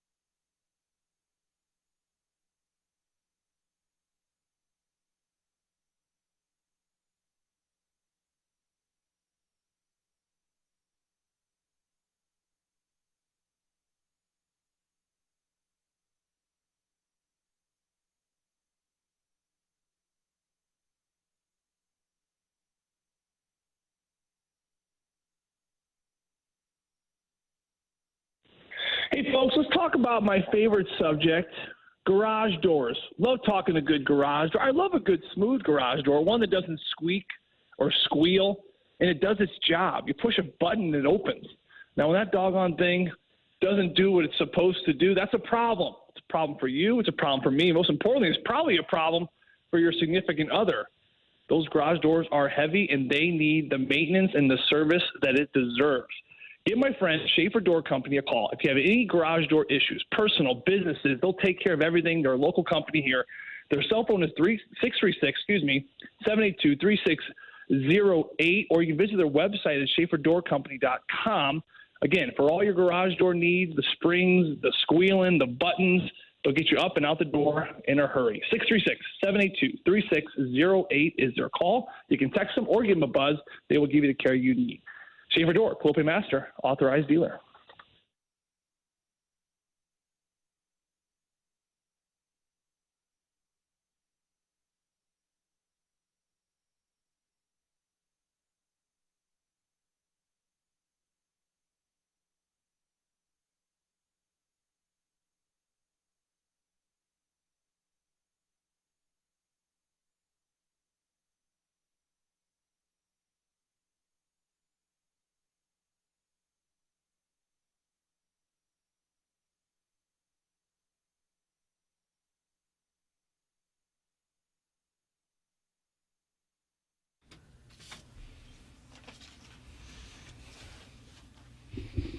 Just make you want it, Doug? It really does. Really? Because I didn't want it before I heard this, and now I want it. Oh, you got it then. Ladies and gentlemen, it is our pleasure to welcome you back to the Morning After, presented to you by Brown and Crouppen on 101 ESPN and the TMA STL YouTube channel. Tim McKernan, Doug Vaughn, Martin Kilcoyne with you. And little Jackie Papers is going to click a button, and on those buttons, it's going to lead us to Joey Vitale's voice on the Collier and Thompson phone lines. Brought to you by Schaefer Door Company. Morning, Joey. What's up, boys? Skate, boys, skate. Skate, boys, skate. I'm taking my 8-year-old and my 3-year-old by myself to the game tonight. What do you think of that decision? Good idea, bad idea? Dad of the Year award. The crowd goes, Tim McKernan. We're gonna get you on the jumbotron. We're gonna put one of those crowns, like those fake crowns, like those emoji crowns on your head. Dad of the Year. Good Nice. for you, my man. Make sure it's lopsided. And I gotta. I'll be wearing sunglasses. I always wear sunglasses in public to make me more relatable. You have to. Thank you. You have to try to conceal who you are. Thank you. A guy like you'd be hounded. That'd be like Kurt Warner showing up at the Enterprise there tonight. We've oftentimes been compared, Kurt Warner and I was myself. thinking more like Doug Flutie, but yeah. Yeah, Doug Flutie, that same one. I saw Marty down there at the rink the other day. Tim, he was doing some work. What are you doing there, man? We had a little television interview. Yeah, we caught up with Joey V, and it was a serious hockey interview. Wow. Yeah, we didn't grab any ass, nothing. It was just a serious hockey interview. And Joe Vitale, who can get a little nutty here at times, has got some great hockey takes. And one of my favorite thoughts, we were saying, when does a team know? You played over 200 NHL games. When does a team know? It just isn't happening. And you said, not yet. And then I looked at the schedule. I'm like, boy, they have 66 games to go, Doug. So it probably would have been a little early to say it was over. And, it was a delight to have you, Joe. Hey, it was great to have you, too. You know, your questions were up to Bernie Federko standards. I know we've said this before, but the great Bernie Federko, the Hall of Famer statue out front, he said that Marty Kilcoyne has the best questions. Suck it, Tim and Doug. The best questions of any interviewer in all the land. How about that? Really? Take that, Mike Wallace. But I kind of stumbled on the exit because I said to Joey, okay, last question. And you like to tell the guests that so that they give you a good thoughtful one, and they don't give you a real short one just trying to wrap it up. You let them know we're done. And then I went back for a second last question, Tim. No. I forgot that I'd already said last question. But nonetheless, great answers. You said, hey, last one, then you did it again. I called him Jeremy Rutherford. Jeremy Rutherford, it's funny, we love poking fun at all the guys that ask questions. Jim Montgomery, one of their quirks for Jeremy, he always asks two questions. He's like, hey, Jim, two things for you. The first question is this, and then it's a long question, and then the second part of that question is, and I get 99% of the time, the player or the coach answers the first part, and then they always come back. What was the second question? So but he's also fighting for the mic. So But no, Marty, your questions were great. They were open-ended. I'm trying to do a better job of asking my kids open-ended questions. I've been reading this parenting book. Oh, it's torture. If you guys ever want to torture yourself, read a parenting book.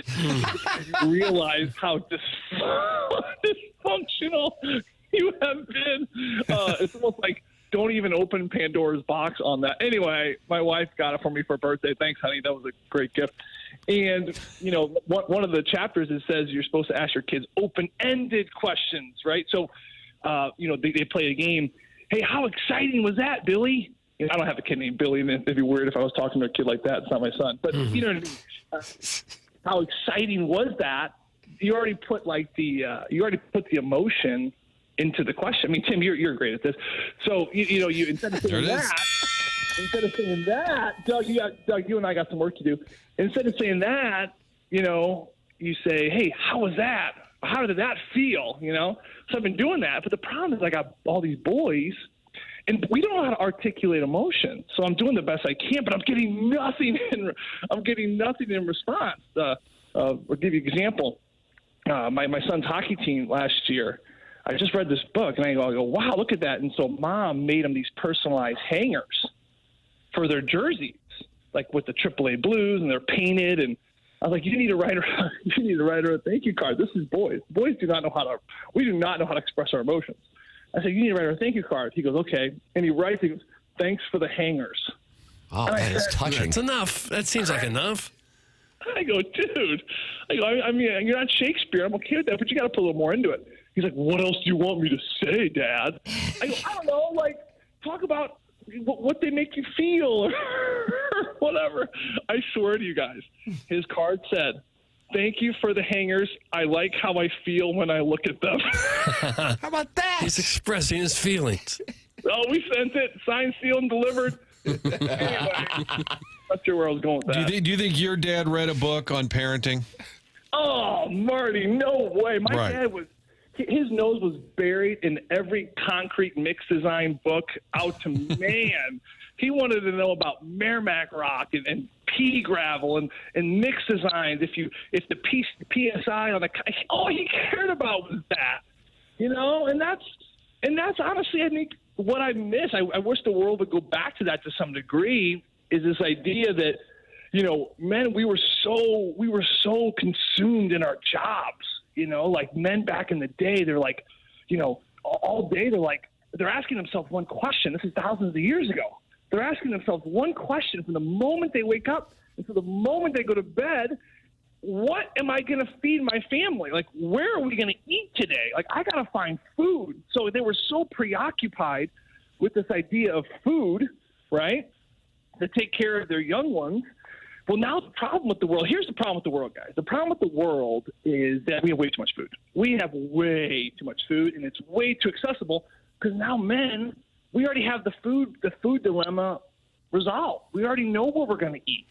So then we start picking our nose in things that we don't really need to get our nose into. And this is why the youth sports are so freaking crazy. It's because parents, they have lost sight of everything of their basic needs are taken care of. They know where they're going to eat. They know what they're going to wear. They have shelter. They have heat. They have cooling. They got all their basic needs met. So all of us crazy youth sports parents, well, what are we going to think about? Let's just focus on our kids pushing this piece of rubber around on the ice or kicking a ball on a field of grass. And that's where all the crazies are coming from. So I blame the surplus of food in the world. Yeah. Okay, gaslight girl boss gatekeep. It is interesting when you talk to your parents or grandparents. It seems like nobody had any money. Way back when, nobody seemed to have any money. And now most people, if they put much of an effort into it, have everything they would need and more. And that's why there's all these problems. I think who said, Jackson, who said, more money, more problems? Who said that, Jackson?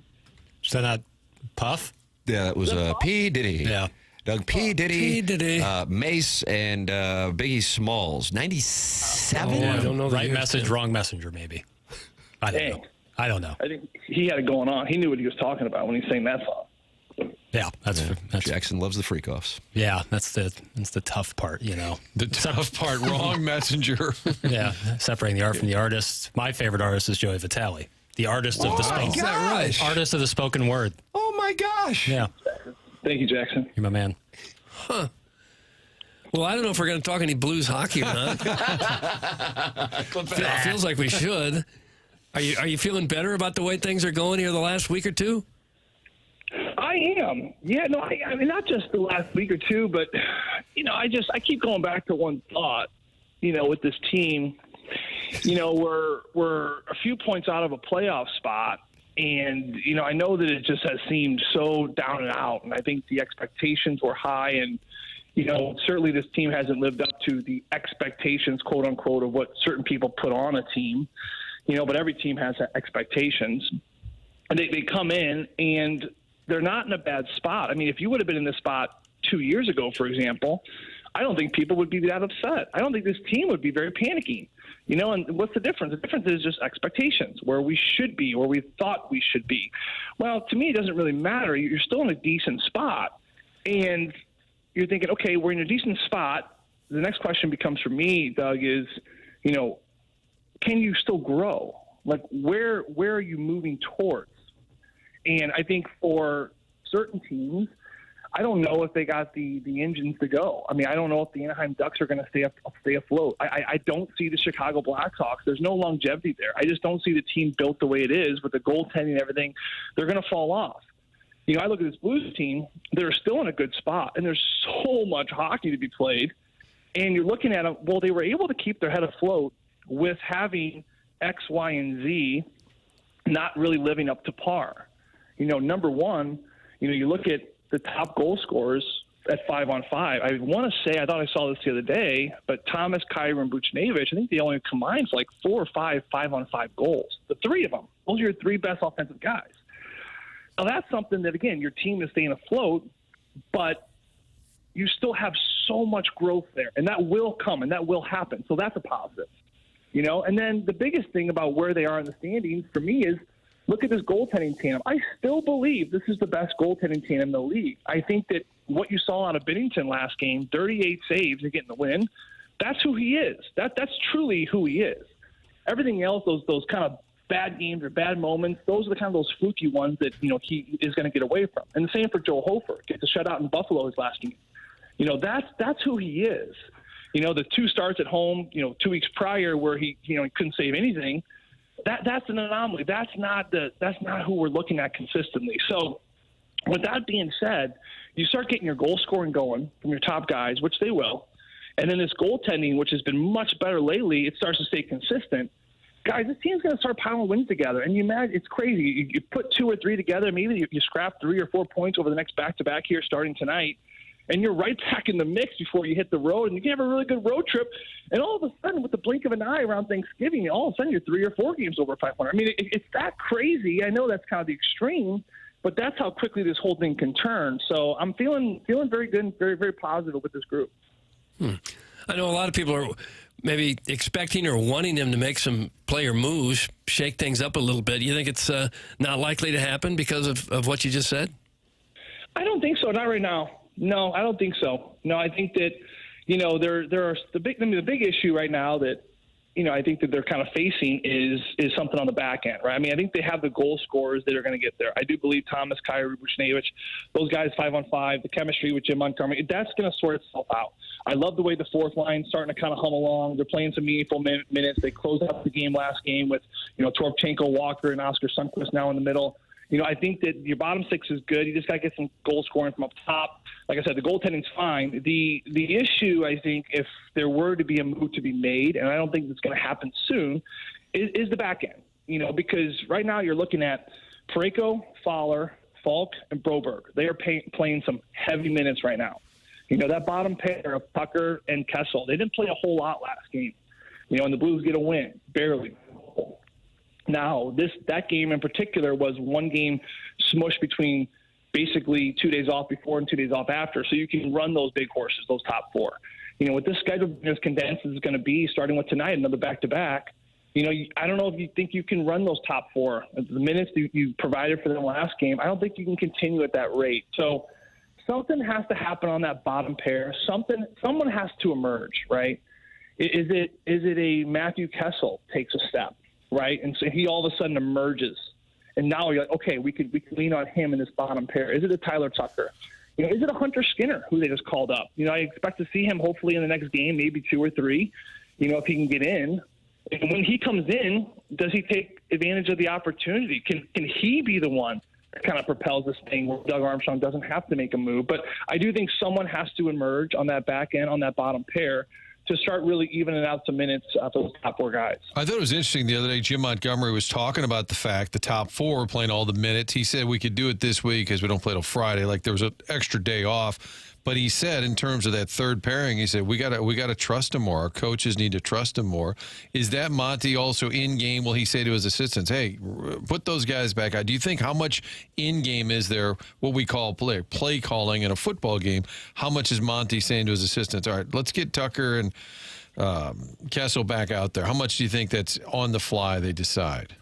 I don't know how much on the fly, Marty. I mean, it's a fair question. I will say, players, they need to be able to make mistakes, right? You can't have players operating out of fear, right? I mean, this is the old school approach of the Mike Keenan days, and where players, they basically were obedient to these crazy psycho coaches, where the coaches would threaten them by sitting them or sending them down to the minors. You're going to do what I tell you you're going to do, or else I'm going to punish you, right? And listen, it worked for a very long time in the league, and in a lot of sports, but the league has changed now, and you don't see any coaches in the league like that anymore. So with that being said, players have to operate, humans, we have to operate from a place of freedom, not fear. And I think that when you aren't playing a lot and every time you make a mistake, you get sat, well, you're operating out of fear, because all of a sudden you go out there and your intention is, I can't make a mistake. Because if I make a mistake, then I sit. That's fear, right? Players can't fully develop and thrive in that state of mind, So to answer that kind of question in a roundabout way, yes, they do need to give them the freedom to go out there and make mistakes and come back to the bench and say, hey, go back out there. Go do it again. That's a good place for a player, because it shows that, hey, made a mistake. It's a fast game. It's the fastest game in the world. It's going to happen. Let me go out there and do it right.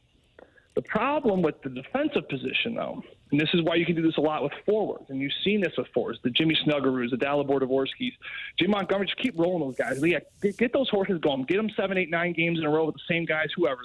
Get their confidence up, and we want them to play free. But the forwards can do that, and it doesn't hurt you as badly, because when Dalibor Dvorsky makes a mistake in the offensive zone, let's say he turns the puck over, well, guess what? He's got a goalie to back him up. He's got 2 big defensemen to back him up, and probably a forward on his line is in a good spot as well. So the forwards' mistakes get covered up more. The defensemen, and we certainly saw this with Logan Mailloux, who got sent down recently, their mistakes, boy, they're really highlighted, right? They really stand out. That's why it takes a lot longer, in my opinion, for defensemen to really get a feel for the game. Chris Pronger a few weeks ago on the broadcast talking about Logan Mailloux, he said he didn't really feel completely comfortable, ready to manage a game until around 200 to 300 games of experience. Now, that's a long time. And the problem is as coaches, you're trying to walk that fine line of, okay, we'd love to get them this many games so we can really start to manage a game. But at the same time, these plays are hurting us in a game. They're hurting us as far as grabbing points. And every point you lose is an extremely valuable point, as we saw last year with the Blues, of course, making it on the very final day of the regular season. So that's the kind of delicate balance. I don't know where the line is. I'm not going to sit here and pretend I know what that's like, because it must be very hard. But it is much tougher for defensemen to continue to get put back out there, because their mistakes definitely are highlighted more. Doug, the Blues with an opportunity to carry the momentum into this weekend. 4 points on the line here over the next 2 days, with 2 home games Friday and Saturday. Flyers tonight, Joey Vitale, Chris Kerber with the call on radio and on television. Pregame here on 101 ESPN, 6 p.m. puck drop, 7 p.m. Joey, thank you so much for your time and your enlightenment on parenting, Doug. We also learned about parenting. Cement mix. And cement mix. We've covered it all, Joey. It's amazing. You are a Renaissance man. Bring the heat tonight, Tim, and all the Blues fans out there. I don't hate a lot of teams. I hate the Philadelphia Flyers. Wow, that Pittsburgh Penguin blood is pumping through you, isn't it? I don't like their fans. I don't like their stupid pumpkin-y orange colors. I hate them. I hate them. So I want the Blues fans to show up tonight, and I want you guys to be loud because I would love nothing more than to beat Daniel Briere and these stupid Philadelphia Flyers. I said it. Wow. Bulletin board material. Did you ever punch Gritty back in the day? No, I wish I could. If I give, you know that question we always get, hey, if you can have one sucker punch, anyone in the world, I would take it right in Gritty's gut. Oh, wow, Gritty in the gut, too. What do you do to you? A lot, Doug. He haunts me in my dreams. Yeah, Gritty shows up in Joey's dreams. Okay. Joey, thank you so much for your time this morning, and looking forward to the festivities tonight at the Enterprise Center. Appreciate it, brother. We're going to look for you tonight. You'll be the one swarmed with all the fans looking for autographs. It'll be easy to spot you at the Enterprise. I'll sign in the first intermission, but not in the second intermission. Fair. That's my policy. Thank you, Joey. Thanks, boys. There he is. That's Joey Vitale, brought to you by Schaefer Door Company. Doug, learning about parenting, cement mix, and the Blues Bottom Pair. What's the most important of those three topics? Oh, cement mix, yeah. Because you're always on it. You're walking on it, driving on it, thinking about it. Think about it. I am thinking right now about cement mix. I'm picturing him with a neighborhood kid. Hey, Billy. They're like, Vitale, get away from my kid. No, I was just talking to Billy. Just testing out some material that I'll later use on my own kids. Joey would like for us to return to when men had to fight with saber-toothed tigers for our food versus current times. Good talk, man. That's from the 425. Good talk, Russ. Good talk. You can also text in just like the 425 did, 314-399-9646. And you can call into the Collier and Thompson phone lines, 314-974-0101. And then look it over in that Michelob Ultra YouTube chat where friends gather and talk. They watch the show, 234 doing it right now, like Walrus King, Sam Mother, John N., Bill Reloaded, who says take the Flyers money line, and the old Nipper School Monitors talking to Martin's Wildcat Agenda. They're all in there. You can just open up the YouTube app, type in TMA STL, subscribe to the channel, and the next thing you know is you're watching the show and talking it over with other TMA listeners. Gabe DeArmond coming up at 9 o'clock. We have the TMA Drops of the Week coming up as well, and I've got a recommendation for you for this weekend. On Sunday, when it cools down a little bit and you want a ball strike and maybe watch some NFL football, how about checking out 5-Iron in Clayton? 13 simulators for you to enjoy. TrackMan simulators, including 200 plus of the best golf courses in the world, all indoors, with a restaurant menu and a bar. And you can sit there and either practice or just play with friends and family. That's what I do. I take my sons there. It's 5-Iron Golf on Forsyth. No dress code. Just golf. They have leagues, they have lessons, and a perfect venue for your next party or event. Great holiday party spot. It's 5irongolf.com at 8015 Forsyth Boulevard in Clayton. They have memberships for those of you who would like to get work in during the off season, and those are $169 a month. If you've never hit on a TrackMan simulator, tracking all that data, Doug, I know you're working on your attack angle, getting it down to what, -5 I'm on your 7-iron? At least 4. Yeah, -4, -5. Just to really compress the ball. You get all that data, and the next thing you know, you get out there in March when the weather warms up, and you're just firing at pins. It's 5-Iron Golf, 5irongolf.com. TMA Drops of the Week coming up next, and then Gabe DeArmond at 9 o'clock. This is The Morning After, presented by Brown & Crouppen on 101 ESPN.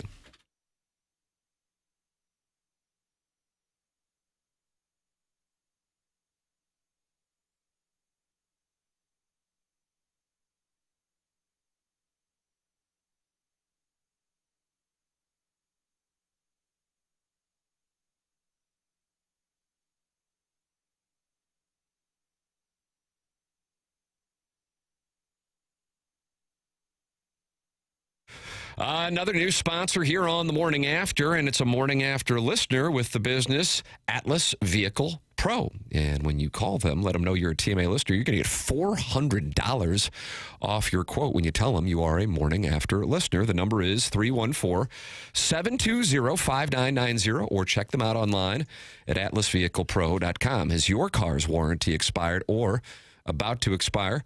When cars break, it's always a surprise. Fixing cars isn't something most people can do in their backyard anymore. Dealership labor rates average nearly $200 an hour. The average repair costs over $1,500, while major repairs can run $3,000 to $5,000. With Atlas coverage, you simply hand over your ID card, not a blank check. Atlas is your roadmap to vehicle protection. Learn more at atlasvehiclepro.com or call 314-720-5990. That's 314-720-5990. Let them know you're a TMA listener, and you get $400 off your quote at Atlas Vehicle Pro. Online at atlasvehiclepro.com.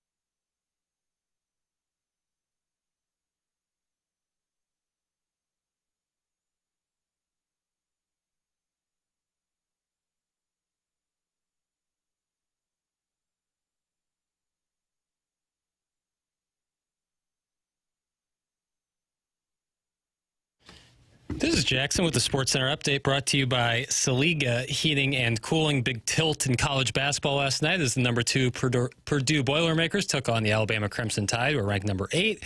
Purdue won 87-80 behind 29 points by Braden Smith. That was our Sports Center update brought to you by Soliga Heating and Cooling, a Daikin heating and air conditioning dealer.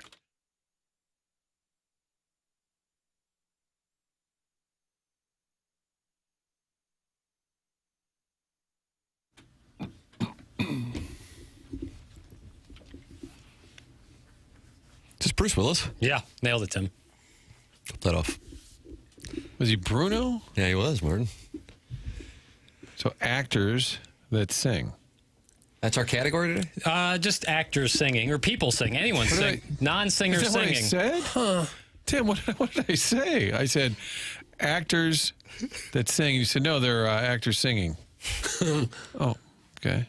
A lot of times they're singers first and become actors, like Barbra Streisand. I'm not looking for that. I'm looking for actors who then are like, oh, I'm so popular, watch me sing. I should cut an album. How about the guy from Starsky and Hutch who had that hit song? What was his name? Paul Michael Glaser? No, David Soul. David Soul had a hit. Yeah. And he was Hutch? Starsky?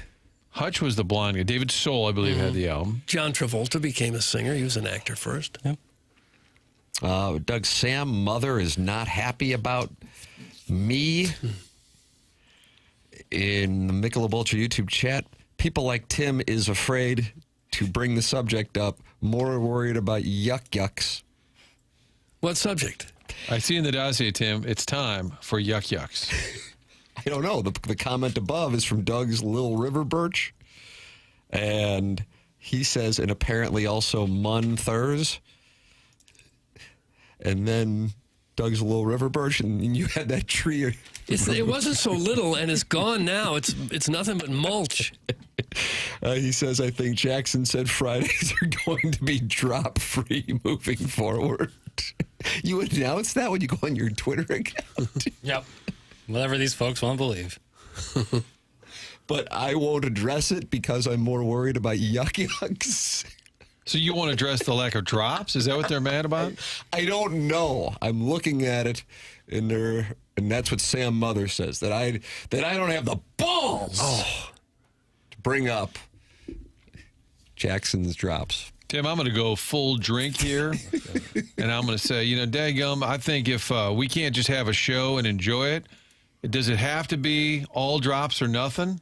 And that's what the measurement... what if I play enough and people are like, oh, not enough? Like, just because someone says something doesn't make it true. No, I'm with you, Jackson. I'm saying if we play drops, we play them. But if we don't, I want you to support our squad. So there's a tired bit. Don't let it get you. Don't let the jabs land. But I think the ultimate blank you is drops of the week. Yes, how about that, Papers? No, because they don't even appreciate it. Well, don't get angry. Are we going to do that now? Martin's head's hanging. Yes, it's time for the drops of the week. Morning after. Drops of the week. Yeah, you guys drop it like a hot dog. It's a wonderful drop. Indeed it is. Flip that off. Flip that off. Flip that off. Flip that off. Flip that off. Doug, you like OPP? Oh, huge fan. I don't want to know where it was going. Gabe. Eric Link is a domestic terrorist. Doug, what makes a quesadilla a boy quesadilla? Break it down. Burritos, Totitos, Doritos, and Cheetos, Fritos, Mojitos, and the Senoritos, Flamingos, and Trios with the jalapenos. Oh, yeah. The Derriere affair. Okay, I want to say in the end, you probably were right. Wow, what a wonderful jawline. Such a passion for lean beef. What do you want, Bucko? You want some? Huh? Oh, no. Come on, babe. Put the bag down. You can't make me put this thing Oh, you get gored. Ken Burns got me all fired up for this Revolution documentary, boys. Let's go. Gosh. Impossible. Oh, man. Straights, yuck. Doug, sit on my face. I'm not plowing anyone. That was Drops of the Week. Some taken out of context. Gratuitous Ray Liotta in there. Thank you, Papers, for that. I did enjoy the gratuitous Ray Liotta. That was for us. We reference, you want some of this? Yeah. That's for us. Bucko. And then you dropped it in there. That was our one shining moment. Thanks. Sam Mother is not happy that we're not talking about St. Louis needing a new stadium, he says. And we're prioritizing yucks. New football or baseball stadium? Sam Mother, call in 314-974-0101. He also says, who cares about scones? Scones? I don't care about scones. I like scones. They're too dry. Yeah, agreed. No, I think they're good. If you get a good one. If you get a crummy one, they're terrible. They're No all pun intended. they're correct. Literal figures. They're all kind of crummy. On the nose there, but I think they're delicious. Well, I didn't want to have this scone conversation, but I'll say it now. I don't need a scone in my life, now or ever. You're a controversial host. Mm-hmm. Eddie Murphy, Party All the Time, is the ultimate actor banger. Also, short-lived Blues Gloria replacement victory song back in 2020 or 2021. Sharon Clayton. Okay. Oh, I'll pull up the Eddie Murphy one for return music. Can you read my dumb text, too? Thanks, that's from Raider Greg. You want Flacco? You want some? Hey! Who is that now? It's the guy who's hitting on Lorraine Bracco. Yeah. Oh, okay. Yeah. Ray Liotta paid him a visit. Beat his brains in with a pistol. He walked across the street. He sure did. Handed the gun right to Lorraine Bracco. Brian Henshin wants you guys to update his YouTube chat name to Mr. Tim's favorite yuck yuck. Thanks. That's Brian Henshin. I do like the term yuck yucks. Like yucking it up. It's the name of comedy clubs around the country. It would always be Yuck House. Yucks. And every comedian years later, I was at, what was it called? Laffy, or, they would always kind of mock the title. Laffy. Stop reading Sharon's texts. She sucks. That's from Big Tough. I don't think so. I want those texts read. She's a regular. You can email in. Adam Welly, did he contact you, Chairman Kurt, about you filtering out his material and then people stealing his material later in the week? No, he's vanished. The morning after at InsideSTL.com for the Design, Air, Heating, and Cooling email today. 2 tickets to the Blues and Flyers, courtesy of Michelob Ultra YouTube chat participant Harry Hogg, the prize for today's Design, Air, Heating, and Cooling email today.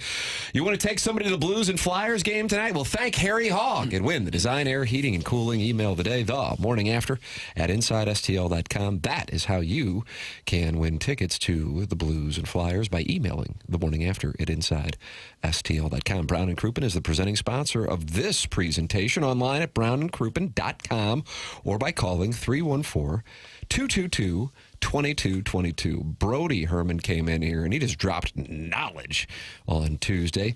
Representing Ed Herman, who was unable to come in, but you hear from Brown and Crouppen and Andy Crouppen and Terry Crouppen and Ed or Brody on Tuesdays because they are in St. Louis. And if you want a local representative, then you're going to need to go through Brown and Crouppen because they are local. You're not going to hear them anywhere else but locally. It's brownandcrouppen.com, 314-222-2222. Don't you want a local law firm, one that knows how to handle the ins and outs of your case and the local environment? After an accident, money can be tight, and that's why they offer so much for free.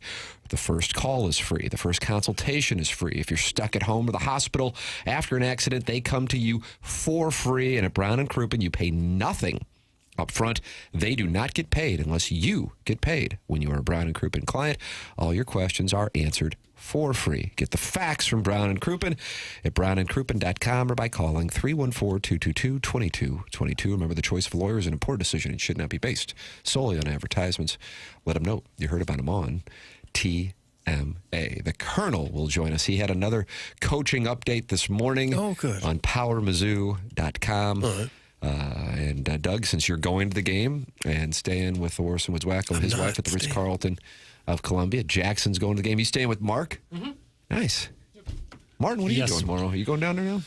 Oh, we got a birthday party, our daughter's birthday, and then we've got some dinner plans. Is it Mike Vintage is taking us to dinner? We're going to be out on the town. Where are you going?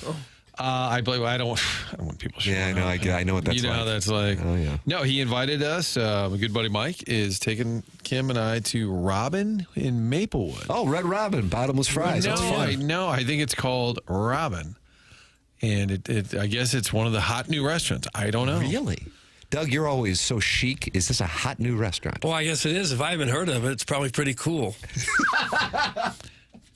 That's how you know it's cool. Sometimes, Tim, though, and Kim would attest to this, if I look at the menu ahead of time and it's kind of a little foo-foo-ish, I'll just go ahead and eat a big old pizza before I go or something. And say, God, that's my move. And I'll tell you, us mix all alike. And I'll say, oh, yeah, that looks tremendous. What is that? That's a oyster fried pan rice battered. Do you guys have chips? Do you eat the entire pizza? No, just leave a piece for the kids. Right, see? Just like that. No, looking forward to it. Gravy, sir. I'm sure and Maplewood has made a big comeback. There's a lot of cool, hip spots there. And looking forward to that. We got the birthday party during the day. We got there's just stuff going on. I can't just be footloose and fancy like Doug Vaughn, who just says, if you call me with tickets, I will show up. And that's Vaughn's 1-800-DOUG needs tickets, and he will go with you to the game. And Nicki Minaj Mixed Fusion Moscato. Yeah, they serve that at Robin. Martin, Robin is posh AF. You're going to need to wear something other than sweatpants. Don't embarrass us. That's from Shrimply Pibbles, who sends in pictures of his wife, but will not send them in anymore because I picked Mississippi State and the 7 points. So he said, I am not a true son, so he will not be sending in pictures of his wife anymore. Okay. And Martin, you can't wear sweatpants. How about if I wear a tie to dinner on a Saturday night and then I tweet it out?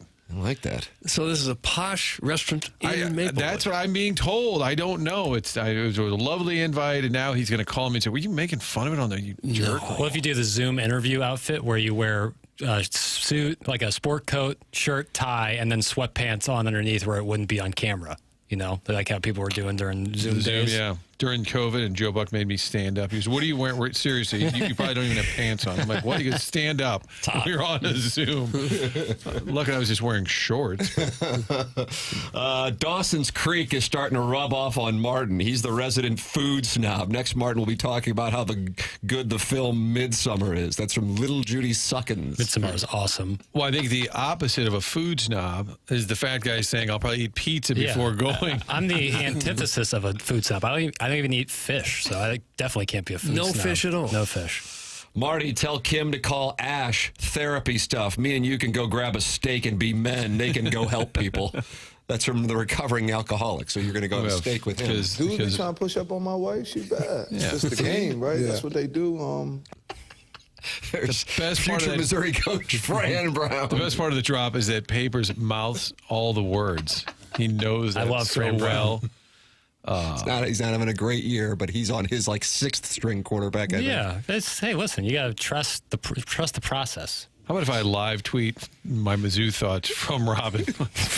While watching. Hunchback of Von Castle said it was named one of America's best restaurants by the New York Times, Martin. Yeah. Look at you. The New York Times sent people there? How about that? I was invited earlier in the week, and I said, I don't know. I'm like Tim's dad. I don't know. I can't commit.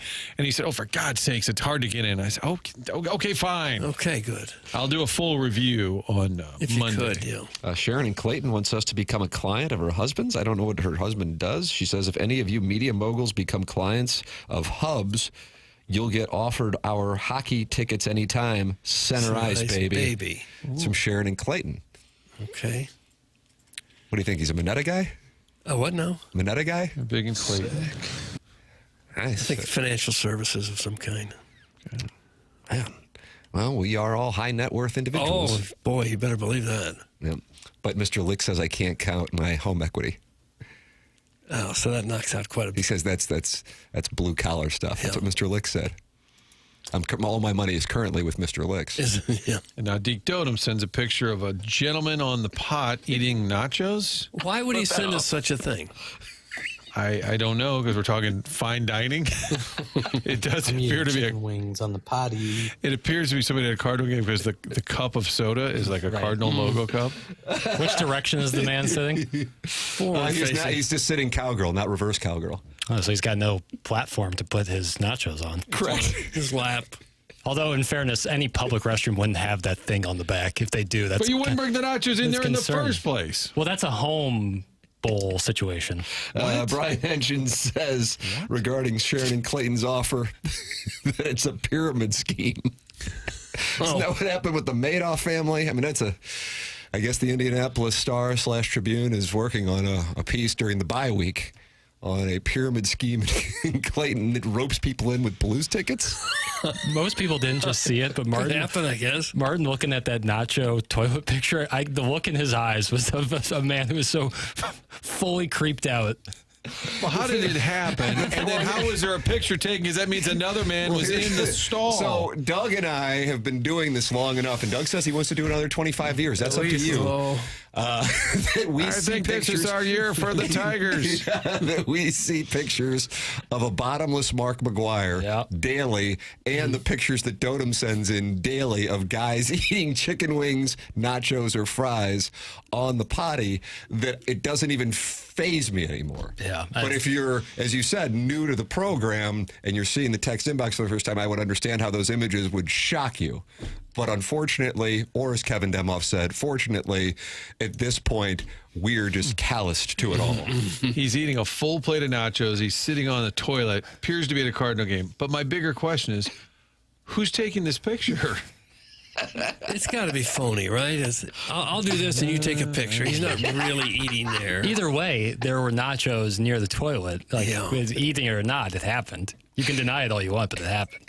In fairness, Sharon probably picked the right show to swindle a few dum-dums into her husband's Pinterest board. Oh, is that what it is? In Dadeville. It's a Pinterest board?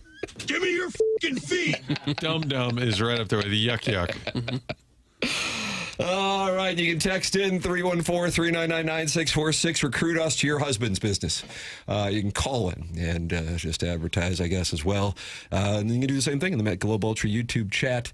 That's all right there, and it's brought to you by Michelob Ultra, youtube.com/TMASTL. Got 6,190 friends who have subscribed to the TMASTL YouTube channel. Doug wants to get us to 6,200 today. Yeah. Open up the YouTube We're not app. there yet. We haven't picked up another 10. I haven't hit refresh. I've just had it open since 7 o'clock. The Colonel's going to join us next.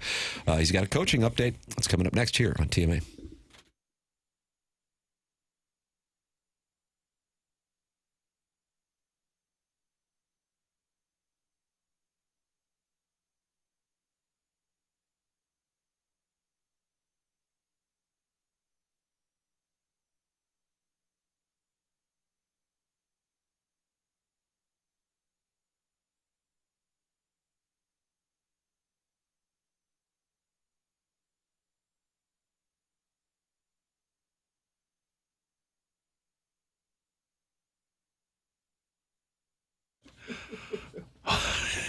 You guys are the worst. AutoLoanPro.com is the best. See what we did there. AutoLoanPro.com is where you can go for your next vehicle. Doesn't matter what the situation, what the circumstance. Get your car, get your credit back on track. Do that with little to no money down. They work hard to get you the best rates possible. And AutoLoanPro is able to do that because they work with over 50 different lenders. They are part of the Lita family. Go online, AutoLoanPro.com. Check out the vehicles that are available there. Also, find that free playbook. Robert Thomas, big supporter of AutoLoanPro.com as well. And the playbook will help you get educated on the credit system, but also get you into the car of your choice in the future. Financing that car can be complicated. Only one thing to know, and that is to choose the Auto Loan Pro. Auto Loan Pro gets you the vehicle, gets you back on track, working all those different lenders, little to no money down. So no matter what the situation, get that vehicle at AutoLoanPro.com.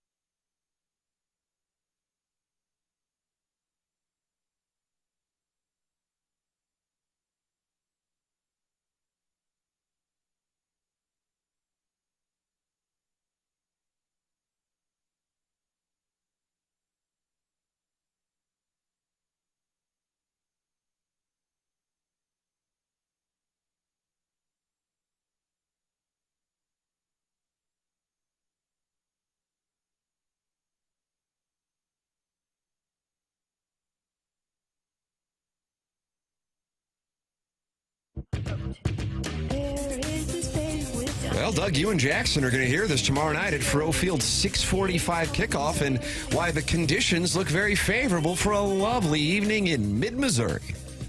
Sure does. I'm looking forward to it. It'll be fun. Joining us right now to talk about it and the coaching search that now owns his life, even though it isn't official. The Colonel, Gabriel P. DeArmond, brought to you by James Carlton of the Carlton State Farm Insurance Agency. Morning, Colonel. Hey, guys. Hey, is there a version of Tina E with the Mississippi State Cowbell accompaniment? Wow. Can we get How that? could you make the song even better if you had that cowbell going? Do those fans bring the cowbells on the road, Colonel? I think you've covered a few Missouri, Mississippi State games at Faurot Field. Dak went there and won, I know. I have covered one Mississippi State game at Faurot Field. It was 2015. The only thing I remember about that game, it was a Thursday night. It was miserable. That was in the midst of Missouri, I believe, scored its first offensive touchdown in something like 49 drives in that game. Nice. So it actually made me angry because we had to quit counting the drives without a touchdown, and there was virtually no chance Missouri was winning. So it was like the worst of both worlds. And that was the year that Missouri lost 9-6 to Georgia and beat UConn like with 6 points. 9-6 also. Oh, nice. Yeah. Doug, 2 9-6 games. Nice. And I saw you posting yesterday that it was the 10th anniversary of Gary Pinkel's retirement. How about that? Yeah, the announcement that he was stepping aside. Yeah, I knew it was sometime around this time, and so I just kind of randomly looked it up, and it happened to be exactly that day. It was a Friday afternoon. Yes, that's what I remember about it. Yep. Because I was not working that day, and then I was working that day. That's what I remember. Yes, yes, that was a wild morning in my world. Do you see him around Columbia? Does he have a high profile at all? I see him around every now and then. Not a ton. He spends, I know, a decent amount of time at the lake. So. Okay. Colonel, I saw that you posted, as you're trying to enjoy a day off today, weekly Friday coaching chatter update last night, and giving the Power Mizzou subscribers the latest that you are hearing. What can you share with our audience, sir? Yeah, I mean, Drink is the only guy who's mentioned for all of these jobs, right? Lane Kiffin's mentioned for some. John Summerall's kind of in the mix for some.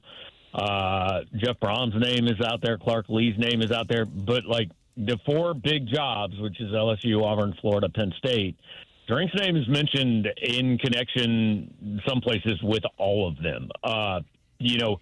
He obviously has not signed anything or made any sort of public declaration that he is staying, which does not mean he's leaving. The information I've heard around here still really hasn't changed in 3 weeks, which is that the stuff coming out of Drink's camp is that he fully intends to be here. I don't know why he would obviously say any different, obviously, but he fully intends to be here. Most people believe this is not about, like he makes $9.5 million. He's doing fine. I don't think this is about a raise necessarily for him, not that he would turn it down, but I think it's about, support for the program, staffing, things like that. And he wants to make sure that he can put Missouri on a par with some of these upper-level SEC programs. Now, look, I don't think you're ever probably outspending Texas A&M, Texas, LSU, Tennessee, things like that. But you can get a little bit – you can narrow that gap a little bit. I think that's what he wants. But, look, if you're looking at this honestly, the truth is – there's only one way to end this. He knows all this talk is out there. If he wanted to end it now, he could. He hasn't. So there remains doubt until and unless that happens. You think his stock went down at all with what's happened here the last few weeks? He still really hasn't beaten anybody. It's so easy to explain away. He's on his third-string quarterback. I mean, I am of the belief if you liked him 2 weeks ago, you still like him now. I don't think – I think you're making the decision much more – if you're another school, you're pursuing him much more on 27-8 over a 2.5-year period than 1-3 in a 1-month period. And I know a lot of people would say, well, man, if he goes 7-5, that's hard to sell to the fan base. You cannot make a decision based on how the internet fans are going to react because they're going to hate it no matter what you do. Gabe, when is the first time players can start saying, I'm done, I'm out, or sitting out, or talking about transferring? When does that window start to begin?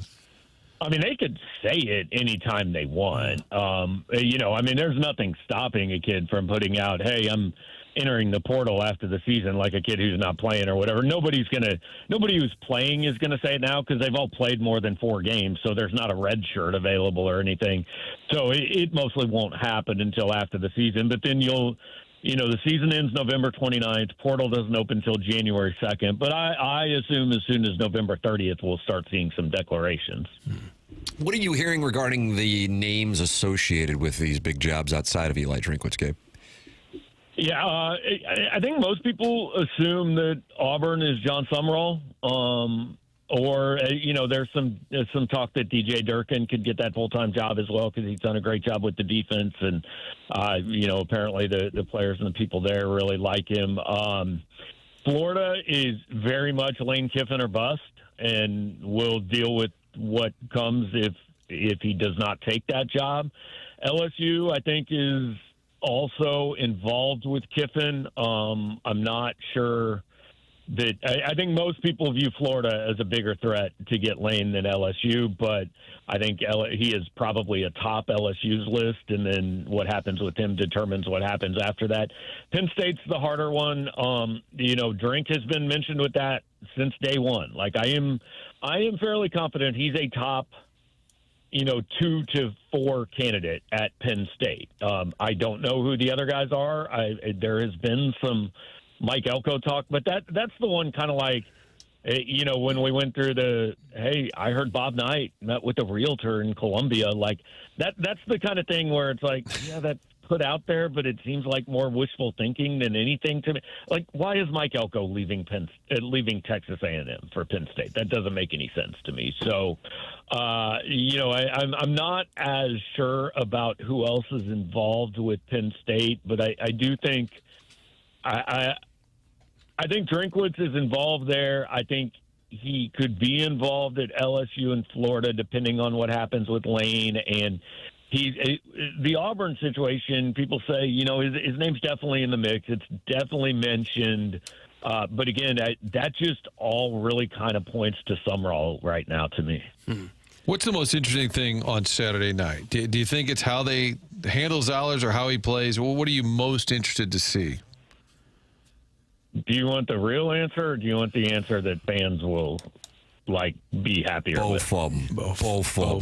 We got time. Okay. I think seeing how motivated Missouri is, because Eli made comments on Tuesday night indicating, and look, I fully agree with him. Apparently there was some pushback against this, but I didn't really see any of it. But a couple people had mentioned it. It basically, kind of paraphrasing, no direct quotes, is, hey, we got to get over the idea that the season only matters if you make the playoff. There's still a lot to play for and all that. And that's like, this thing is still very difficult to make. You're an NFL team. If you don't make a playoff where 14 of the 32 teams make it, yeah, it's fair to say this season's stupid and I shouldn't pay attention.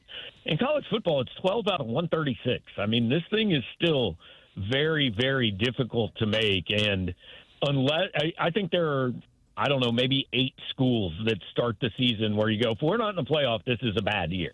That should not be the case at most places, and it should not be the case at Missouri. Now, the real answer is, I don't know, nothing about this game particularly interests me. Oh, no. I mean, Oklahoma's interesting because it's Oklahoma. Mississippi State and Arkansas are whatever. They're going to play them, and we're going to cover them. But I've told people at this point, Cody Goodwin is covering the team for us. My full-time job right now is what happens with Drinkwitz until we have a resolution, because the truth is that is far more important than do they beat Mississippi State or not. Well, as you said, Drinkwitz has a history now of winning over the years, but if they tank it here over the last 3 games and they wind up 6-6, that would seem like that would tarnish his reputation quite a bit, wouldn't it? It's possible, yeah. But again, who is playing their third-string quarterback and has played all season with a backup kicker, which changes and frankly is now playing his third-string kicker, and is going to be in good shape? It is a very easy argument to refute to me. All right. I would just think that they really don't want to finish real poorly. It just kind of reflects badly on the whole program. Yeah, no, clearly. I'm not saying Missouri's not going to do it. I'm not saying these games don't matter to the team or the program. You asked what I was most interested in. Oh, and that's nothing with this game. I'm most interested in the coaching stuff.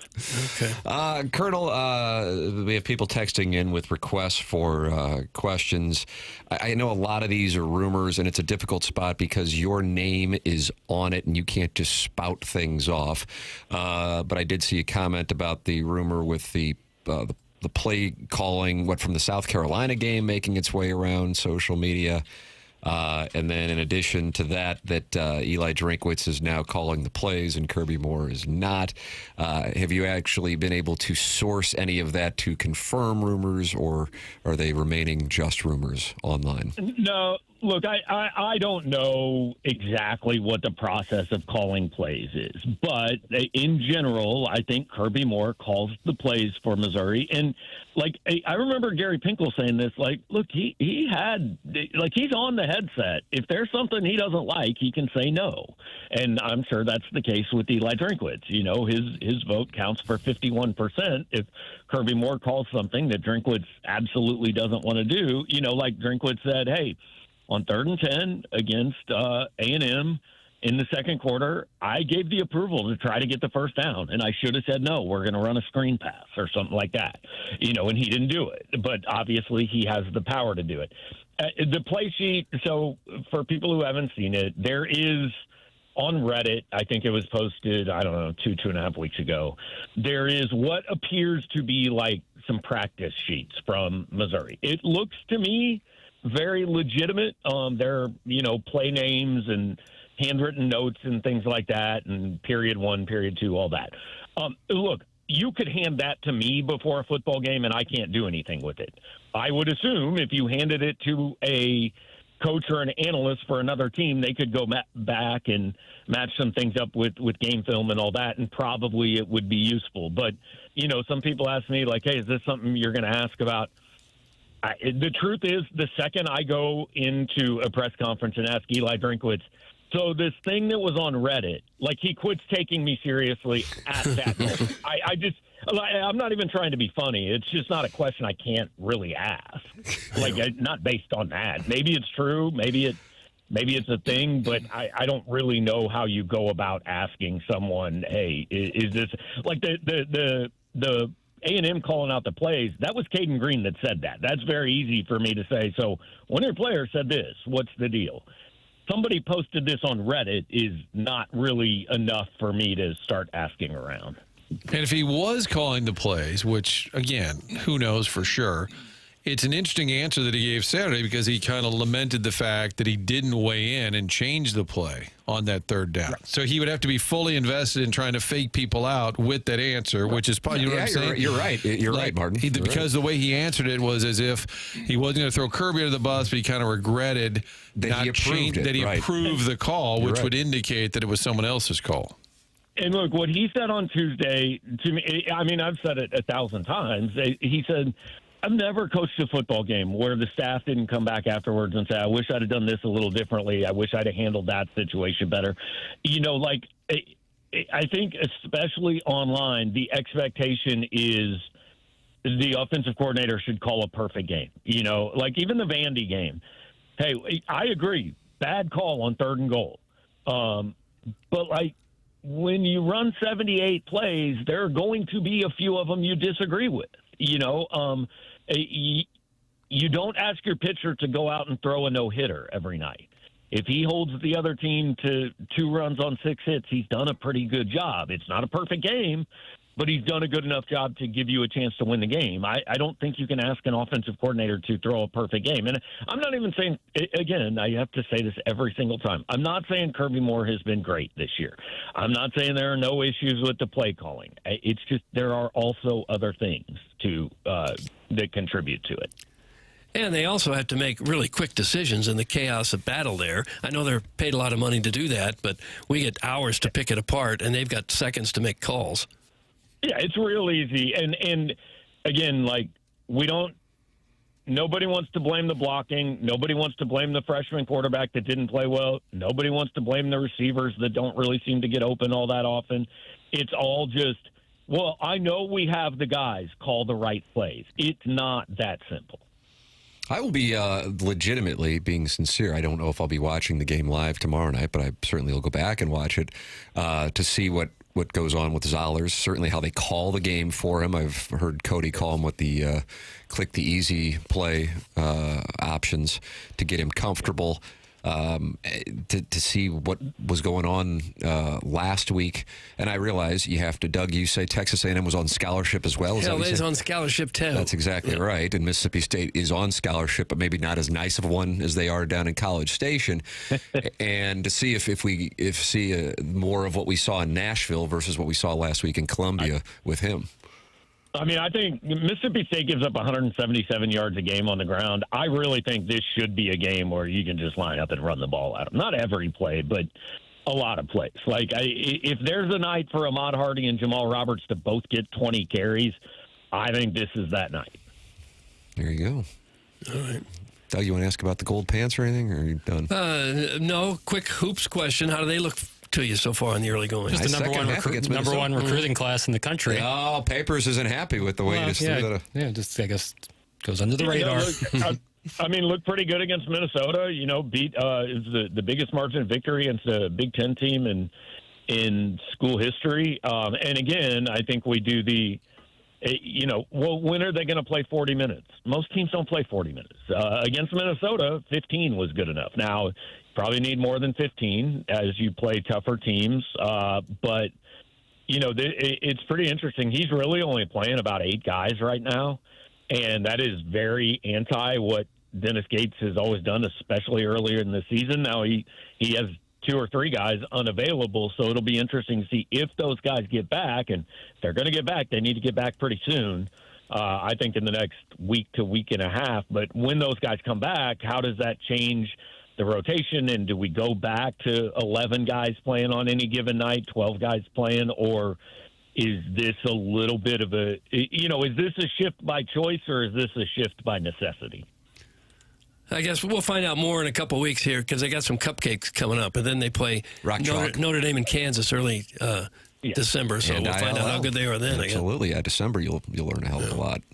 There's 4 games though that Missouri's going to be 8-0 going to South Bend on December 2nd. If they're not, something went drastically wrong. And you'll be covering the Nick Saban to Columbia rumors that night.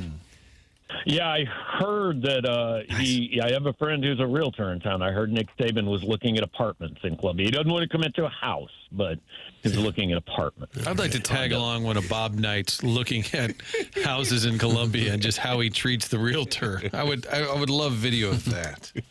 Yeah, certainly not well now. I believe Bob is no longer. No, he is passed. Right? I'm just saying, I would love to have observed that had it ever taken place.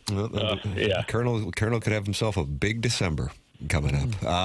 Gabe DeArmond, PowerMizzou.com is where you can read it all. Recommended subscription. I am a very happy Power Mizzou subscriber. James Carlton presenting Gabe DeArmond on Mondays and Fridays here on TMA. And, of course, the postgame show, which will probably take you into Sunday morning, Colonel, with the start time tomorrow at 6:45. Yeah, that's last home game. Good news. Bad news is, it's a late one. You don't sound excited. It's a better job than most people have. We'll power through. Okay. All right. That's what we can say. Good outlook. Yeah. Colonel, thank you so much. All right, guys, have a good one. There he is. That's Gabe DeArmond with us here. Sounds like he's looking forward to the post-game show tomorrow at 12:30 He kind of wants the game to be over. And the thing is, I'll be lying in bed after snorting up my sleeping pills, giggling like a schoolgirl, watching the Colonel and Cody and a bunch of TMA listeners just sabotage the presentation. Okay. Man, what an aphrodisiac for my wife.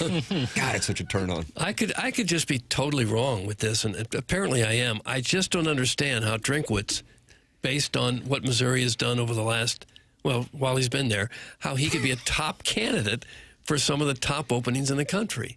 I just don't get it. They haven't won anything. The thing that I disagree with Gabe on, because I do think that, and I understand it though, because I think it can happen.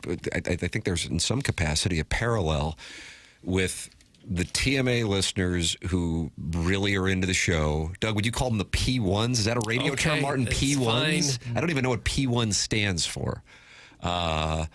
And then the average person you meet in public who listens to the show but isn't a P1, Gabe's perspective can be shifted by the people he interacts with on Power Mizzou, and as opposed to, which represents what? A percentage point, just like the P1 on TMA, of the actual audience of Missouri fans, I think. I could be off on this. And I do think it's an issue if you're an athletic director or a chancellor who loves what Eli Drinkwitz has done in Columbia, not because you go, my God, look what they've accomplished, so much as, God, if he could do that there, imagine what he could do with our resources. That's one conversation. But in 2025 and 2026, a huge part of the conversation, which leads to these ridiculous emotional reactions that lead to college coaches getting fired and huge buyouts, is what is the reaction of the fan base, not the guys on the message boards, but the actual fan base. And I would think, I agree with you, I really do agree with you, that if he is, even right now, but if they're sitting there at 7-5, and he's introduced as the head coach and take your place of wherever, Happy Valley, Baton Rouge, Gainesville, or Auburn, I would imagine a large portion of the fan base, not the message board people, would be like, what in the hell is this? Now, again, the AD and the chancellor might be like, I understand you're questioning it, but this guy, here is why, X, Y, and Z. But when you need the dollars from the boosters to build your roster, which is a hell of a lot different than the circumstances that Drinkwitz, which isn't his fault, was hired in 2020, I think that it does become a bigger deal. And I understand that the internet and the message boards are one thing, but I'm talking about a guy who's, sitting on 9 figures, who throws in $500K or $1 million to go get a quarterback, going, Eli Drinkwitz? You got rid of James Franklin for Eli Drinkwitz? Mm-hmm. You got rid of, take your pick of whomever for Eli Drinkwitz, even though Eli Drinkwitz might be the best guy for the job. But I do think that would be the reaction for a lot of fans, even if Drinkwitz is an incredibly talented head coach who could be the right answer for programs. I think even 5 years ago, you had the rational, logical leadership at schools who would say, this is the guy, here's why, see it through. And now it's way more fandom has kind of seeped in even to the AD's office. That's it. Because they have to pay attention to it because those guys are the ones putting in the money. And they also feel really fickle, like, okay, we'll fire him. Right. Like they seem more willy-nilly than ever. James Franklin does not get fired in 2020 or 2019 with what he had done if you move the clock forward, that Franklin had been there since like 2007 as opposed to when he got there and whatever it was, 13 or 14. Well, like the climate has changed so dramatically. Now, the difference is I do think if it's a tough sell based on resume, even if a school says, yeah, he did that at Missouri, I agree that would be in play. Florida, LSU, Penn State would say, well, if we pluck him out of there, give him what we can give him, imagine what he could do here. I think the part being a tough sell, you could counter that. You get a private plane, whoever the big boosters are, and you get Drinkwitz in the room, he can sell. We've seen that with recruits, with fundraising. That's what they'd have to do. If the boosters were skeptical, which I agree, Doug, they should and would be, I think what he could do, whether he's the third choice, fourth choice, is you get him on the private meeting and he kind of wins them all over. That's kind of what his strength has been, whether it's recruits or fans. He's a salesman. That's a big part of what he's done at Mizzou, and they needed that. Barry Odom's probably a really good football coach, but he didn't have a lot of sizzle, and Mizzou was just kind of flatlining. He comes in, the personality aspect of it, admittedly by his standards, he's just a dorky guy having fun. It's worked. It's largely worked. So I think that's where he could maybe, if he was interested in a job and they were having a hard time selling it to the boosters, he could perhaps on his own kind of win them over. I think when they went to see him at App State, the group here, they were selling him on Mizzou, but I think he impressed them enough. They're like, we got to have this guy. He's the guy. It is hard to fathom, Doug, and I think part of it is there just aren't enough really good candidates out there. Must not be. If they lose 2 of the last 3, and they probably got a loss coming at Oklahoma, they could finish in 12th or 13th place in the SEC, and most of the teams below them have already fired their coach or will. Yeah. And now you're going to hire the guy who finished right above them to one of the top programs in the country? That just seems like a really hard sell to me. And then the first thing the AD at Florida or Penn State would say, okay, Coach, we saw your clip on Tiger Talk. It is playoff or bust here, okay? just so you know, walking in the door. That is the mindset here. Your thoughts are welcome on the topic by texting in 314-399-9646. Air Comfort Service, sponsor of the text inbox. Michelob Ultra, sponsor of the YouTube chat, youtube.com/TMA STL. Doug, we are at 6,200 subscribers. Did we get there? Now we got there. Tip of the cap to the audience. What a day. Open up the YouTube app, type TMA STL, and you subscribe to the channel. You watch the show, and you're talking in there with Kitty Bates, Martin's Wildcat Agenda, and Sam Mother, who says to Martin's Wildcat Agenda, what's the matter with the sisters? That's what he's asking now. He was not happy that we would not discuss St. Louis's need for a new stadium earlier in the program. We didn't even nail down what type of stadium you'd like. A baseball, I guess? Is that what he's talking about? I'm not sure. Chairman, you're in there. What was Sam Mother wanting us to discuss on the new stadium? I missed that part. Oh, okay. You're too busy interacting with Adam Welly and people stealing his emails? He's been gone, too. I kind of sniffed out Joe Mama and chased him off during the game. Joe Mama sniffed him out and chased him off. Was there a question in there? Yeah, what the hell are we doing? Sorry. I would think selling a new $2 billion football stadium might be tough in this town without a team. All right, cut it off. I'm done. We just addressed that. I'm not listening to the rest of that. Okay, calm down. That's the Colonel tomorrow at 12:15 a.m. He's not going to be happy when that game ends. God. Doesn't sound excited going into it. Can you imagine coming out of it? I mean, it was 2 weeks ago, and it was Oklahoma, Tennessee.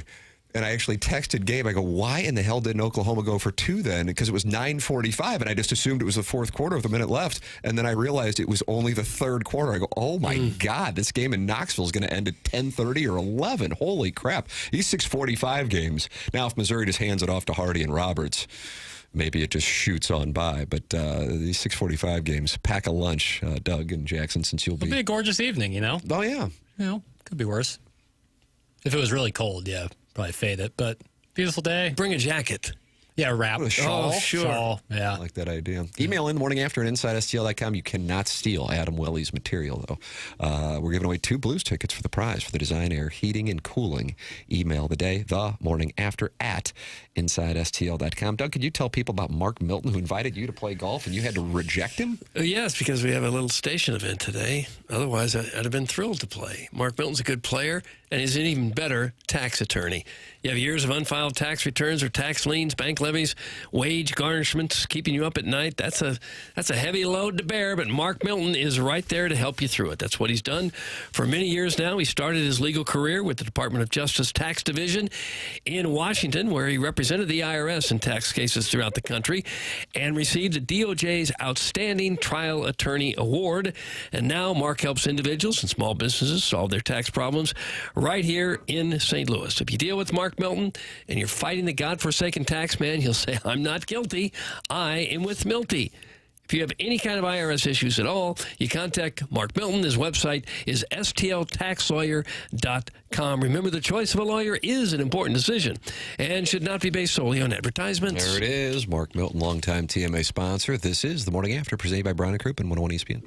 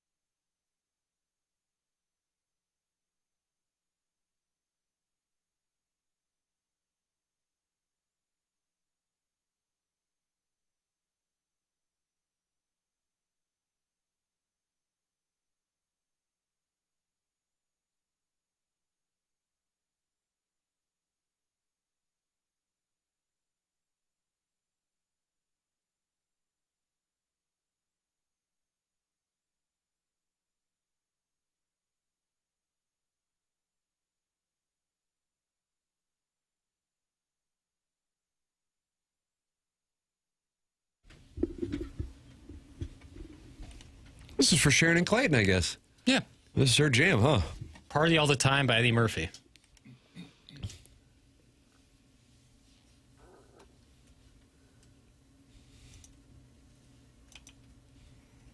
It's kind of an old Rick James feel to it. He was in there. Is that him? Well, it's Eddie Murphy, but Rick James produced it. He's in the music video. Well, I'm looking at the video. Yeah, he's in the music video. Yeah.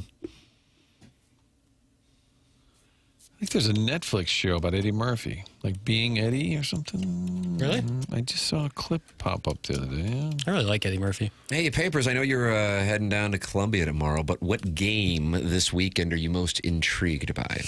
What game this weekend am I most intrigued by as I buy time? Right. I know I really like Clemson is a 2.5-point dog to Louisville, who's fighting for their playoff life at 6-2. And they're on the road and only a 2.5-point dog. For whatever reason, that makes me think lean into the stink.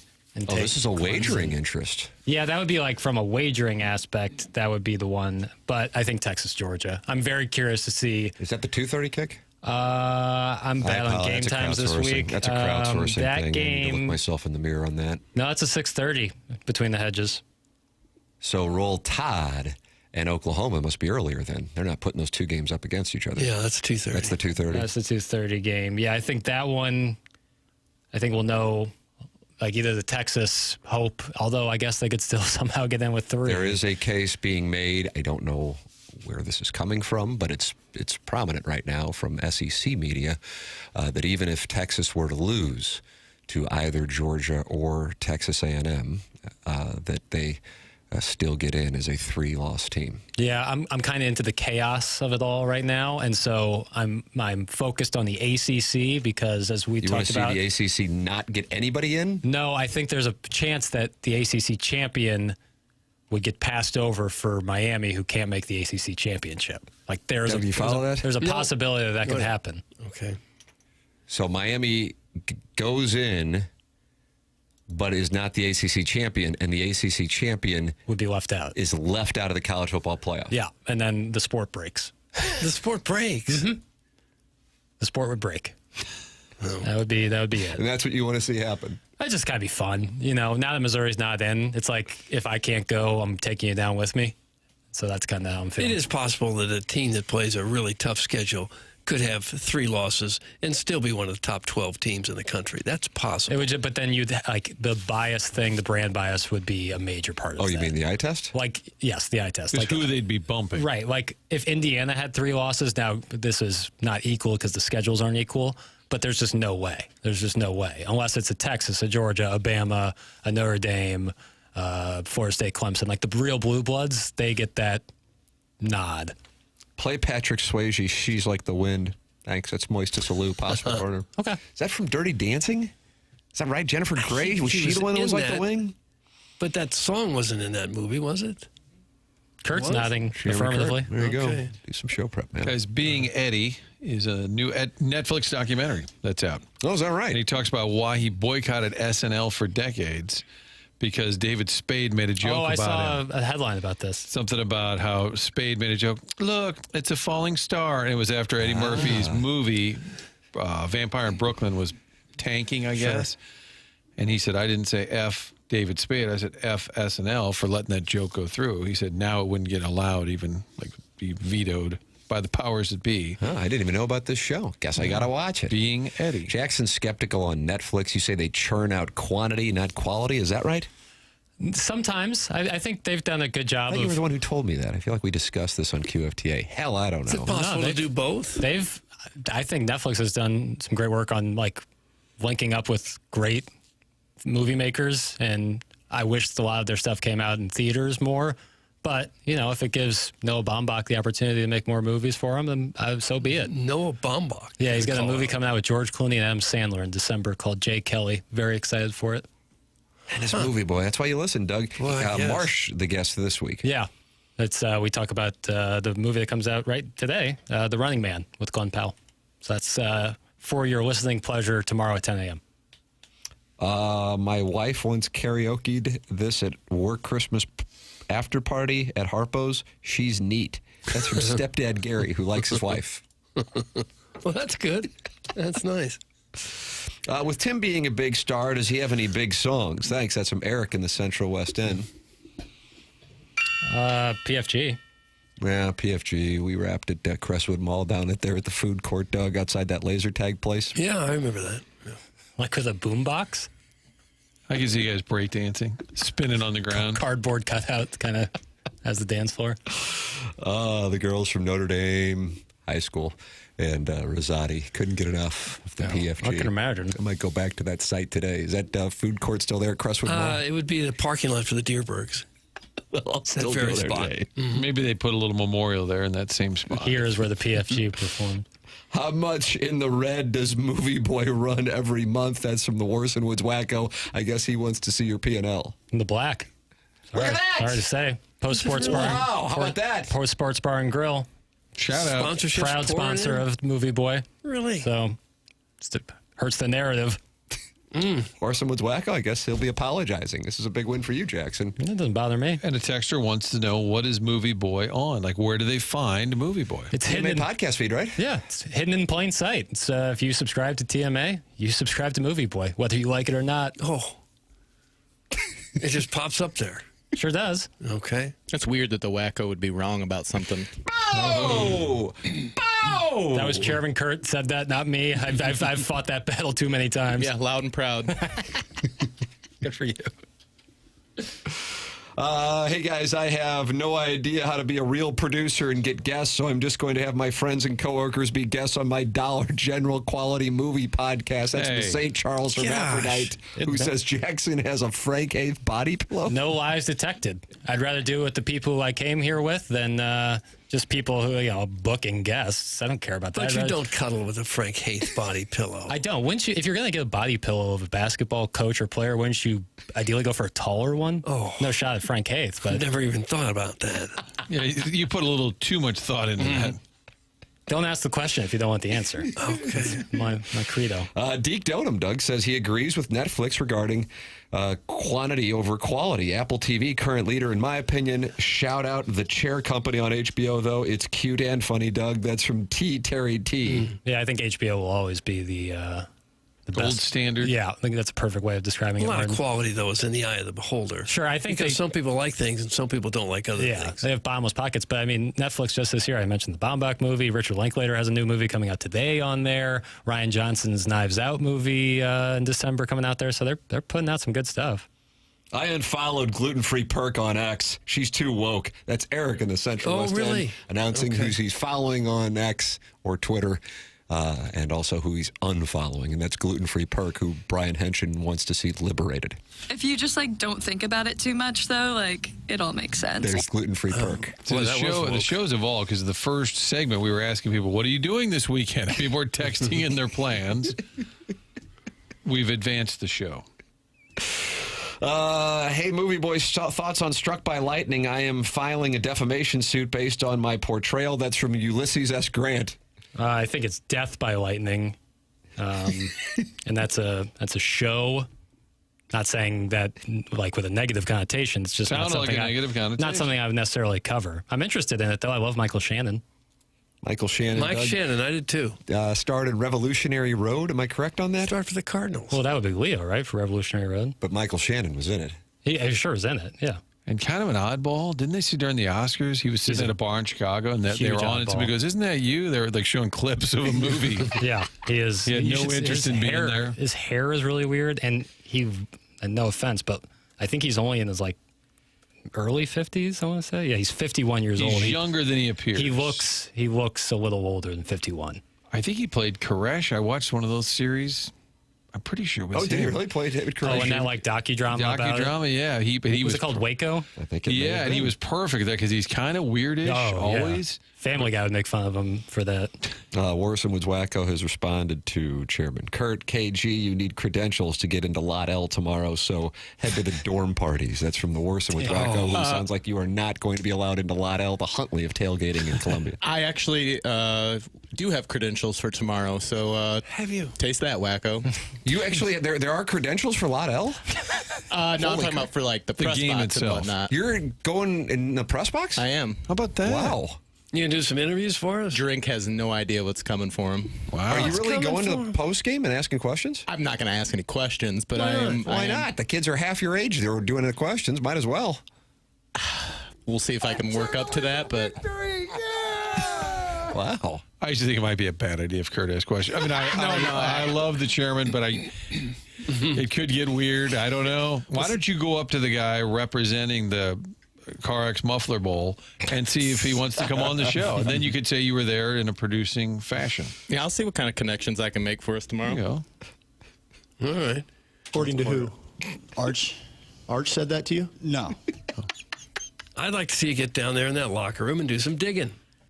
Well, it's not possible. Get into the locker room. They get the approved players. Yeah, right to come outside. out. Yeah. Matt Zellers hasn't been seen or heard from. No. I wonder if he'll talk Saturday. I'm a big fan of hearing from the kids. The other day, I was like, freshman kid, don't need to beat him up. I thought they'd roll him on Tuesday. Yeah, I like how Gates will have a player on each side of him during a post-game. I'll take this one. Let me resend this. KG, you need credentials to get into the Lot L tailgate tomorrow, so head to the press box. That's from the Warson Woods Wacko. So I guess that's where he wanted you to go anyway. I don't know what that means. We got 3 people going to the game. There was a text earlier inviting you guys to a tailgate at the Kai Sai house or something. Kai Sai. I never heard of that one. I'm remembering it incorrectly, but they were. Martin, you and I will be at restaurants. Chairman Jackson and Doug will be at the game. There is the Saturday night plans. I'll be at the Blues game tonight. Anybody else going to be at the Blues game? Chairman Kurt. Wow. Big weekend. Yeah, I'm telling you. Sink life. Sink life? Single income, no kids. Oh. Sink life. Single income. You going to the game by yourself, or have you got some fancy date lined up? No comment. Oh. Wow. Doug, what's going on? And then we'll find out on Monday. Doug went to the Blues game, too. Yes. Well, they called me at 6:40 with seats, so why not? You can email in. We're giving away Blues tickets for the prize for the Design Air Heating and Cooling email today, the morning after at InsideSTL.com. The morning after at InsideSTL.com. And you can call in with your weekend plans. Doug, you know anything about Collier and Thompson? Well, I do, and you should know something about Collier and Thompson, too, if you're planning on sprucing up any part of your house. Boy, they do it better than anyone else, and they have been for a long time. Since way back in the 1950s is when the business started. Been going strong ever since. Their employees have more than 165 years of experience fixing up homes and making them look fantastic. If you got an old, tired-looking kitchen, maybe you just need an appliance or two, Collier & Thompson has got all the answers. You should hit their website at collierandthompson.com.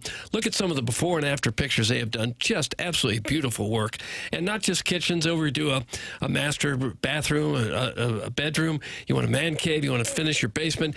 Collier & Thompson has the pros to do all of that, and they do a first-class job. It's hard to know who you can trust to be in your home and who's going to be there to back up their work. Collier & Thompson stands behind every job that they do during the process. They are always available for you in case you need to make any changes. They truly care about the work that they do. For them, it's more than just a job. They take great pride in the work that they produce. May cost them a little extra time, a few extra dollars, but that's what sets them apart from the competition. If you know anyone who's had their kitchen redone by Collier & Thompson, ask if you can go over and see it. I'm sure you will be super impressed because the work they do is absolutely fantastic. Here's a little testimonial from Patricia. Hello, Patty Pat.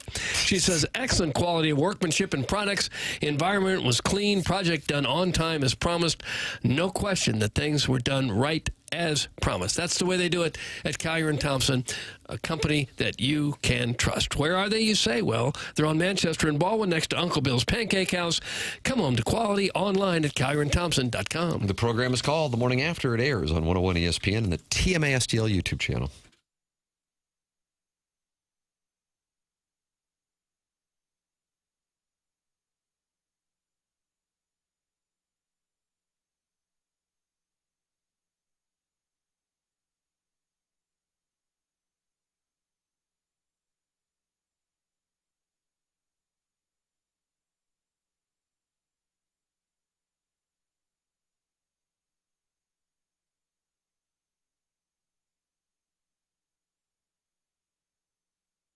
Missouri, get ready. FanDuel, America's #1 sportsbook, is coming soon. And starting December 1st, new customers in Missouri can get up to $300 in bonus bets when you make just a $5 bet. That's right. You make your first $5 bet. From touchdowns to home runs to three-pointers with FanDuel, any play can be the play of the game. Plus, with live betting, you can even get on the action after the game has already started, all on an app that's safe, secure, and super easy to use. FanDuel is the best way to game day, and it's coming to Missouri soon, December 1st. Just visit FanDuel.com/Missouri. That's FanDuel.com/Missouri to learn more.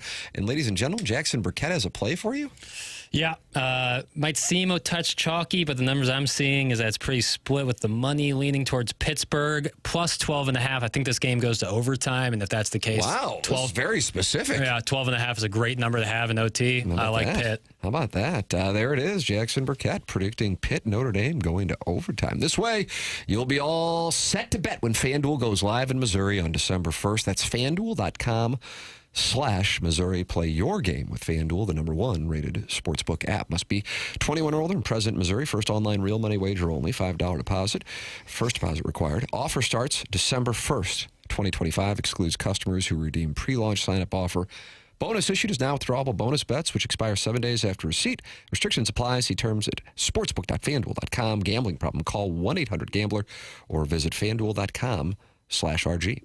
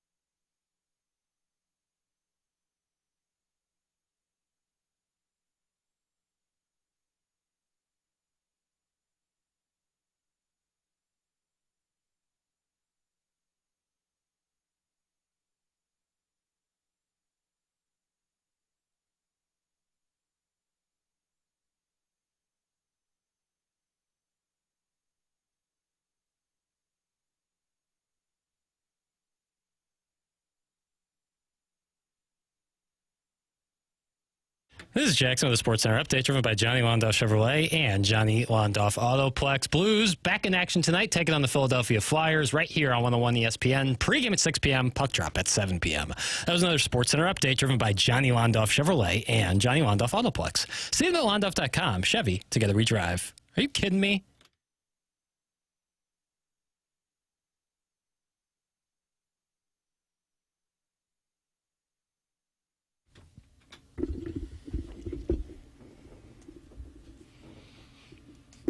Boy, Patrick Swayze could warble. Mm-hmm. Sure he could.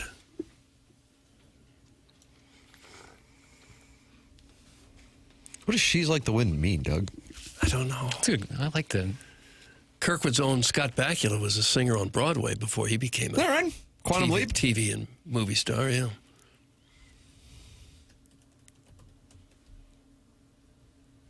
I think a lot of those actor types have all kinds of talent. A lot of them come from the theater where you have to do everything. Right. Mm-hmm. Yeah, it's like sports talk radio. Yeah. Oh, you think we couldn't sing? Well, we could really play. That's the comp. Yeah, we Right. choose to do Yeah. this. So every professional athlete, you say, man, I bet in high school they were the quarterback. You always go back and they were the shortstop, and then like sports radio, like I bet they were the big nerd. But oh yeah, you can always trace it back. We were in the Glee Club. The Glee Club. This program is called The Morning After. It's presented to you by Brown and Crouppen. It airs on 101 ESPN and then also on YouTube. So open up the YouTube app, and then you type TMA STL, and then you subscribe to it, and you're watching the program. Ken Iggy Strode is active in the Michelob Ultra YouTube chat, and you can talk it over with Iggy and Kitty Bates and Harry Hogg, who has provided Blues tickets for today's Design Air Heating and Cooling email today, with the Blues taking on the Flyers. And Doug, the winning streak will continue through the weekend, and all of a sudden, when we come back on Monday, you say, the Sadie Hawkins, the answer is clear. The lead is your St. Louis Blues. Could have a whole different look to the season if they were to get a couple wins this weekend. There you go.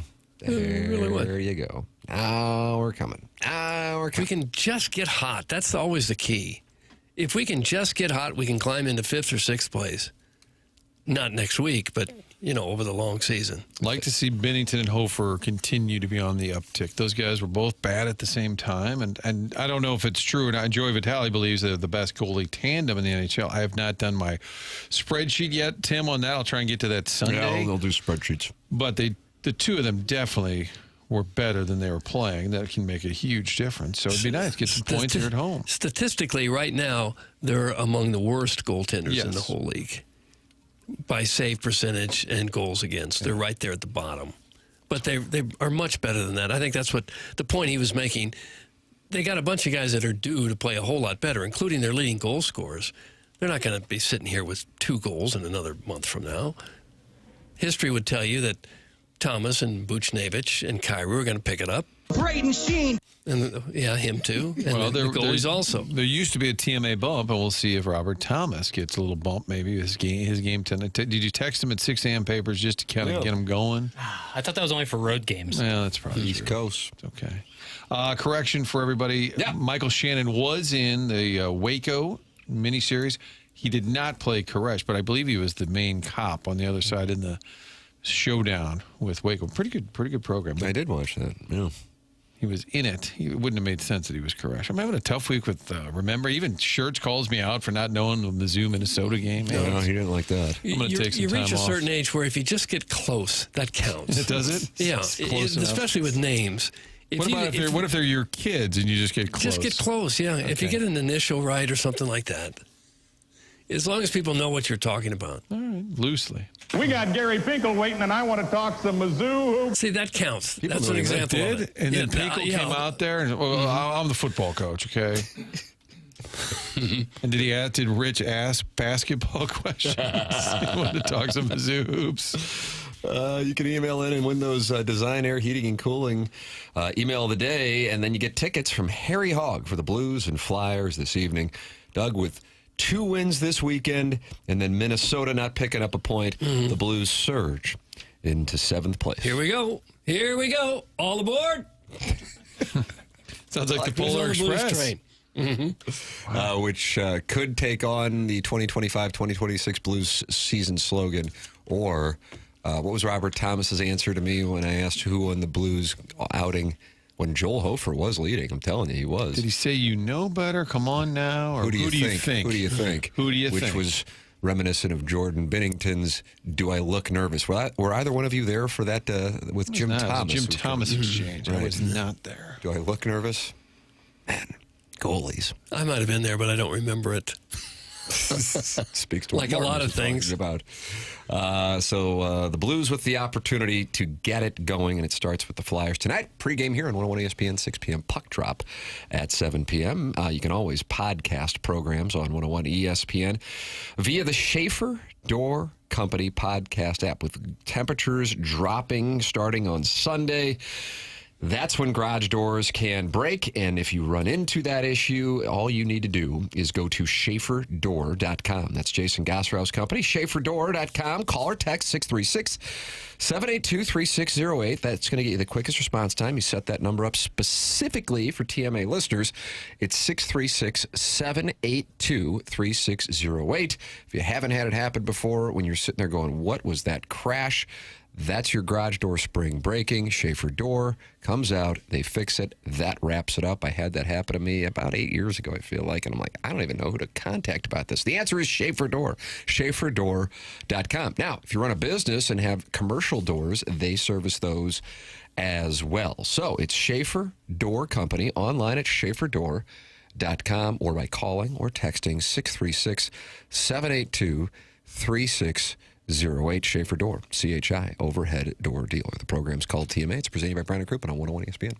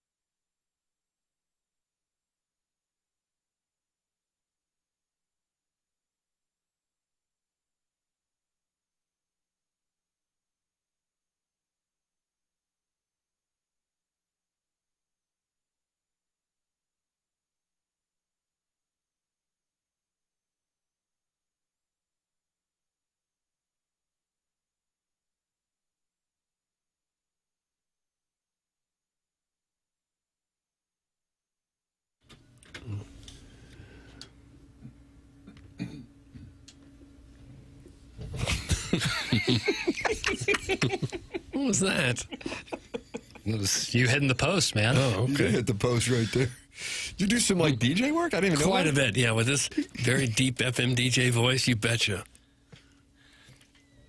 You think you'd know who Childish Gambino was if he walked in this studio right now? No, I wouldn't. Donald Glover, actor turned musician. See, there's another example of it. Okay. Email in the morning after at InsideSTL.com. Design, air, heating, and cooling email today is coming up, and we're giving away Blues tickets, courtesy of listener Harry Hogg. So that's for tonight's festivities, Blues and Flyers. Jackson, you have so much fun with audio here, Doug. Do you have the Stiefel dossier in front of you? We've already been joined by the Colonel and by Joey Vitale on the program. You can podcast that. Just go back and watch it on YouTube or the Schaefer Door podcast. Jackson has a smorgasbord of audio.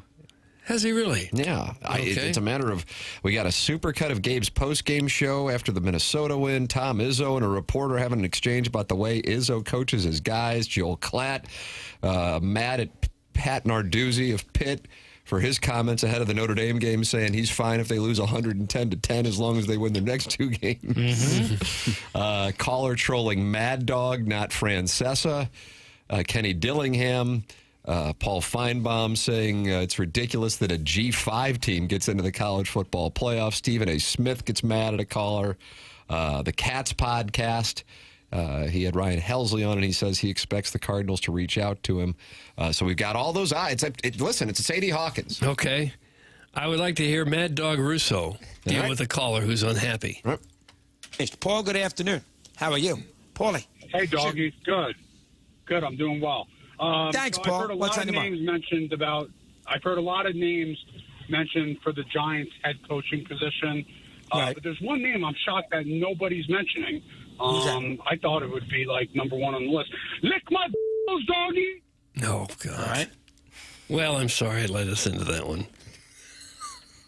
All right. You also have other options now. Doug, how about Stephen A. Smith getting mad at a caller? Maybe that'll go better. LeBron, dude. I don't know. The time has come. He's gone. It's over for him, brother. It's over for him. I don't know why you keep stroking him. Come on, dude. Why you keep stroking him like that? Now, when he comes back, he's hold it! Oh. I'm a man.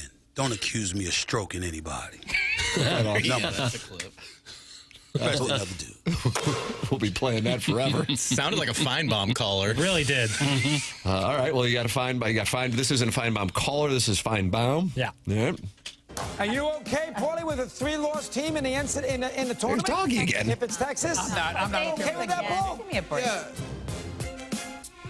I am okay with that, Doggy. What I'm not okay with is your ridiculous statement from a minute ago. I mean, what is wrong with this country? Let's put a couple of people over here in. Let's put a couple of people. What about putting the best in? I don't see Major League Baseball. I don't see the NFL going, the Chiefs, they've been there too many times. Let's put the Patriots in. I mean, Doggy, this is supposed to be about excellence, not about being fair. This is not the little leagues where we give a second, third, fourth, and fifth place trophy. This should be the best. It's already a convoluted system because we let the group of whatever in, the group of 5 with South Florida, and they have no business. That conference, that division really has no business playing. That's like letting the AAA best team in to the Major League playoffs. It doesn't happen in any other sport. But for you to say, oh, the SEC has too many teams in, and this and that is just patently ridiculous. Oh, gosh. I kind of agree with Feinbaum. Well, you could have the 6th place SEC team in the college football playoff. There's even Austin Mock. Doug, you love his projections? His projections are just something that I love and have for many, many years. On The Athletic, and he's got 7 SEC teams in there. Oh, my God. 7? 7. Let's see if I can. Them? Yeah, let me ring them off real Doug, quick. Here is Jackson Burkett naming Austin Mock's 7 SEC teams in the college football playoff. The Alabama Crimson Tide. The Georgia Bull. Georgia. Ole Miss Rebels. Texas A&M Aggies. Then you'd have Vanderbilt, I guess, would have to be included. Vanderbilt in there. You'd have to have Texas in there. That's correct. I And think you've hit them all, right? That's 6. Oklahoma would be the 7th. Oklahoma, right? Yeah. Wow. I don't see that happening. So you want Austin Mock? You want to call him now and have him on? I don't think Texas will get in. I don't think Vanderbilt will get in. And I'd also be surprised if Oklahoma gets in. So I think 4 is our number. Do want to fight? I think 4 is the number. Austin Mock. Georgia, Bama, A&M. I mean, A&M and Bama have all but But if they weren't all in the same conference, would you think those schools should get in? It's tough because it's tough to have that thought exercise because they all play each other. Like we think Alabama, well, we think about Alabama because they won on the road at Georgia, because they beat Tennessee. Just so you know, this is what the first round matchups are according to Austin Mock when it's all said and done. Texas and Oklahoma rematch. Oh, wow. I'd be into that. Where does he know where that game would be at? Texas, sure. I assume, because they won the head-to-head. Darrell K. Royal. Yeah, because they won the head-to-head. Texas A&M hosting a game. They don't get a bye. They're the number 5 seed. Yeah, that makes because Texas have to beat A&M to get in. And they're hosting the Duke Blue Devils, the 12 seed. I guess that's your ACC champion. And they just lost to UConn. Who's an independent somehow. Duke has no business being in there. And then the Georgia Bulldogs. Georgia goes between the hedges with Diego Pavia. Oh, wow. You're getting all damp over there. But that's just this is not going to happen. That's not going to happen. It's not going to. I tell you, call Austin Mock. I got his number. I don't want any beef with Mock. And then the one you have wanted, Doug. Roll damn Tide. Okay. I mean, this is SEC hosting Central. You're in Austin. You're in College Station. You're between the hedges, and you're in T-Town. And you know who Alabama's hosting? No. Who? Take a guess. I don't want to. I'll give you 5 guesses, and you still won't get it. Go. Oregon. No. Notre Dame. No. Utah. No. BYU. No. I'm trying to think of odd schools. You got one more guess, and then I collect my bankroll that I'm just about to double. Georgia Tech. No. Okay. North Texas against Alabama. North Texas. It's your G5.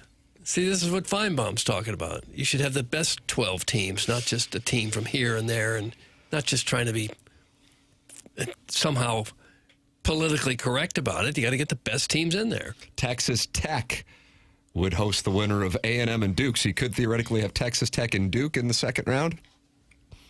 That seems wrong. Sounds like a Sweet 16. Indiana hosts the winner of Texas and Oklahoma. Ohio State hosts the winner of Georgia and Vanderbilt. Oh, what if Diego Pavia is at the Big Horseshoe, Jackson? That would be the second round, right? I guess it'd be at a bowl game somewhere. Yeah. And then Ole Miss would be hosting North Texas after they shock, and Kalen DeBoer just goes and hides. He'd be fired. If they lost to North Texas in the playoff, he would be fired. You think he'd be terminated? All right, there would be, he couldn't go to Tuscaloosa for like a month. So he has to hide out? Yeah, he'd have to go to like an island somewhere, or maybe my cancellation cabin. But of those first round games, there's got to be one cold weather team in there.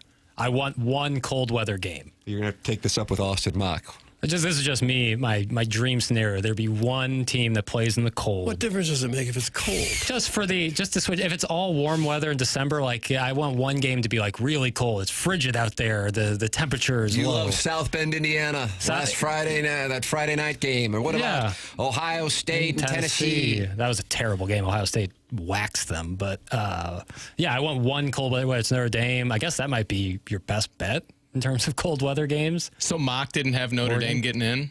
No Notre Dame. No Miami, no Notre Dame. So that head-to-head controversy that could be coming, not happening, according to Austin Mock. But he's got Duke in from ACC. Duke's at Virginia this week, so I guess if Duke beats Virginia, gets himself to the ACC championship, there's their path. The ACC is really 7 weird. SEC teams, according to Austin Mock. Email in the morning after at InsideSTL.com for the design, air, heating, and cooling email. That's coming up. It's TMA 101 ESPN.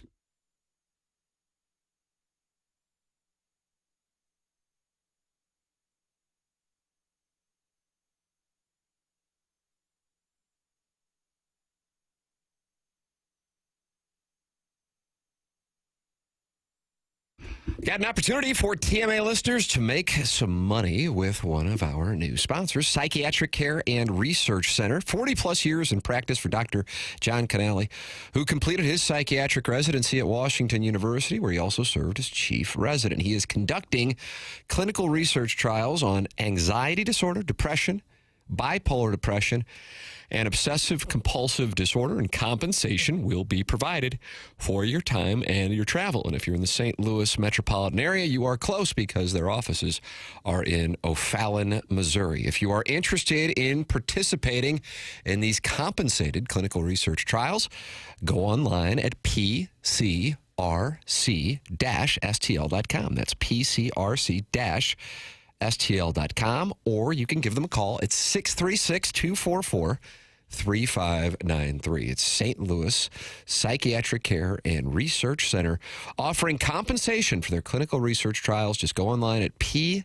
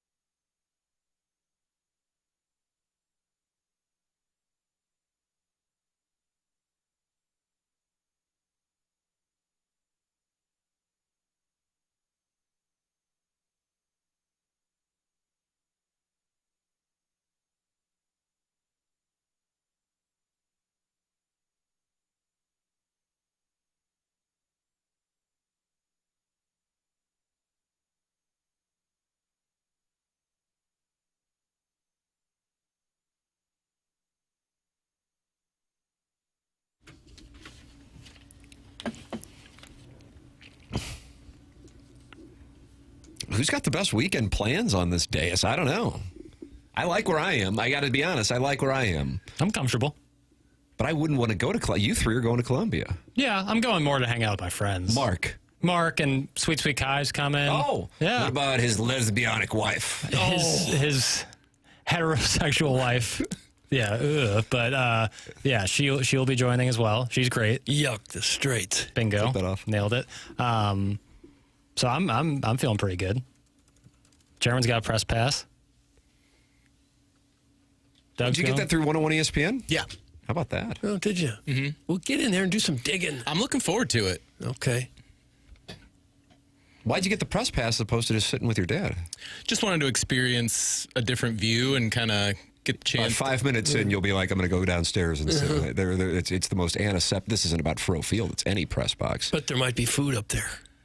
Is there food up there? Gabe doesn't I don't the eat food. during I the think they games. bring Domino's pizza, I think the colonel says. Oh, that's pretty good. He doesn't like the food at Fro Field, I believe. Really? I've heard him talk about that on the post-game show. Are you going to bring a recording device? Yeah, I'm going to shoot some video and maybe get some audio and see what I can do for the station. But yeah, I'm excited. Looking forward to it. Guys, I've got deer season and youth basketball on tap this weekend. That's from Little Ozark. Sounds great. Deer season starts right now? Well, I have seen more deer carcasses along the roads than ever before. Yeah. And they don't bother to pick them up and get rid of them? So I was driving to drop off my younger son, who was adamant about playing golf yesterday because, of course, why not at age 3? Later, then his brother went out to my in-laws' house, and they live in an area where there are all kinds of deer. And, I mean, I nearly had the Tommy Boy scene with the deer, the buck, in the passenger seat with me, just casually walking around, looking to be the Lexington Steel of Chesterfield. Oh. I mean, I'm telling you. Really? Yeah. Well, that's why we need deer season, I guess. There's too many of them. This buck, though, everybody wants that buck. They present a real problem. They jump on the highway, though. They are up and down Lindbergh. And, man, I'm telling you, every 364, which we've determined is now Yahweh's highway. I had them in my backyard a few months ago. My backyard. Used to never see them. Is this Lexington Steel? The idea of deer running around downtown Kirkwood or Sunset Hills, that I don't think that ever used to happen. At least none that I ever saw or heard about. A lot of breeding, man? I guess. A lot of breeders. Straights, yuck. Clip that off. Jackie Boy, did you get my text about the parking pass to the Lot of Love, Lot L? Be sure and bring your G-Wagon. That's from Mr. 6301. You got a parking pass in Lot L? That's the gentleman. I texted that gentleman earlier today because he's the one who sent me the tickets for the game. And now he got you in Lot L? He's got me a parking pass. I do not That's like bottle service. I do not need a parking pass. But you could still be in Lot L. I forgot to text him back. I can still walk there, but my buddy Mark. Why don't you rent a G-Wagon? And then all the moms that have curiosity percolating through their veins and filler are going to go, yeah, I'm with papers. That's right. Pay no attention to this little laminated piece of paper Post-it note on the keys I have because this is definitely not mine. This is my whip. Renting is all the rage. Yeah. Or better yet, 48-month leases. Yeah. That's ROI. Yeah. That's Dave Ramsey's advice. A long time to lease a car. That's what you want. I like that. Minimal down payment. Yeah. That's my motto. I like that. I like good T-shirts. That's the motto of most of America right now. I don't want to pay for anything now, and maybe later we'll never get here. Juice me to death. Doug, you should go hunting with me this weekend. We can cuddle to keep warm and stand. That's from the Southside Hash-Slinging Slasher. I couldn't do it. Let someone else do it. I couldn't shoot an animal like that. Couldn't do it. Tinsel the deer lives near me. That's from the Jerkwood from Kirkwood. Tinsel happened to be a poodle. A slut, but a poodle, not a deer. She was loose. Pass it on then to Doug. That's from Mr. 63011. Doug, would you like a parking pass in Lot L? Sure. All right. Yes! There we go. You are in the Huntley of tailgating for the final home game. All right. 2025. All right, next time we'll see you be for Arkansas Pine Bluff before we head down to the lake next Labor Day weekend. Hello again, everybody. Okay. You're going to fit in well in that lot. What's wrong with this lot? Nothing's wrong with it. It's perfect. Yes. Just save some for the rest of us. Do I have to bring a covered dish? Oh, man. Not a bad idea. Like casserole or something? Yeah. Not a bad idea. I obliterated a deer last night in the family vehicle, jumped off an embankment, and was really lucky it didn't end up through our windshield. Deer was killed instantly, waiting to see if the vehicle was able to be fixed. That's from Scott's Wrinkled Ballsack. Wow. And he lives on the peninsula. How would deer get onto that peninsula? Oh, they're everywhere now. They ship them in. It just seems like the darndest thing. If you're hunting for a deer and you step on a twig and they hear it 1,000 yards away, they run away, and yet the same deer will run right in front of a semi-tractor trailer or a car. You don't hear that? You hear the sounds in the woods, but they don't hear the motor vehicles and run away? Yeah. The rise in popularity of deer urine probably has something to do with it. The rising popularity of deer urine? Mm-hmm. Why would that have something to do with it? They smell it and they come nigh. And why would people put that on there? I thought that got rid of them. Oh, no. Oh, they're smelling other deer. Yeah. I've got a friend who sprays coyote urine on his flowers. Okay. So that the deers don't eat the flowers. Boy. That's what it's come to. It's not getting hot. See right there, you kink shame. Right? It's like his first instinct is to kink shame. Yeah. This guy can't help himself. We're going to have to train you. It's not a kink. It's a thing to make the deers afraid. Uh-oh, there's coyotes around here. Isn't it deer Let's get singular? out of here. Is it deer plural? Doe, a deer, a female deer. Is that Julie Andrews? Yes, it is. She'll be with us as a surprise guest along with Tyra Banks next week. I'm off Thursday and Friday, and so I guess these surprise guests are just going to be Tyra Banks and Julie Andrews. That'd be great. Is Julie Andrews still with us? I think so. She's great. Oh, she was fantastic. Princess Bride? It's a peninsula, not an island, you morons! Oh. Some beer gas. Yeah, she's 90. Damn, just turned 90. Julie Andrews. Doug, you can join us in Lot L.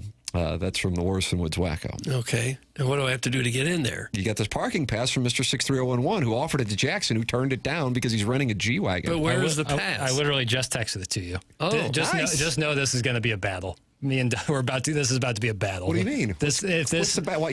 But if you want it, then keep it. No, I don't want it. I'm saying. Then why is it a battle? Because getting it on Doug's phone is about to become a pain in my ass. Because Doug's got a burner? No, because technology, for whatever reason, is cursed with Doug. It's on Ticketmaster. He might get it in time for that Pine Bluff game Tim was talking about. Well, how many does it take? 1,001 clicks to call it up? I've never. This is the first time I've done this.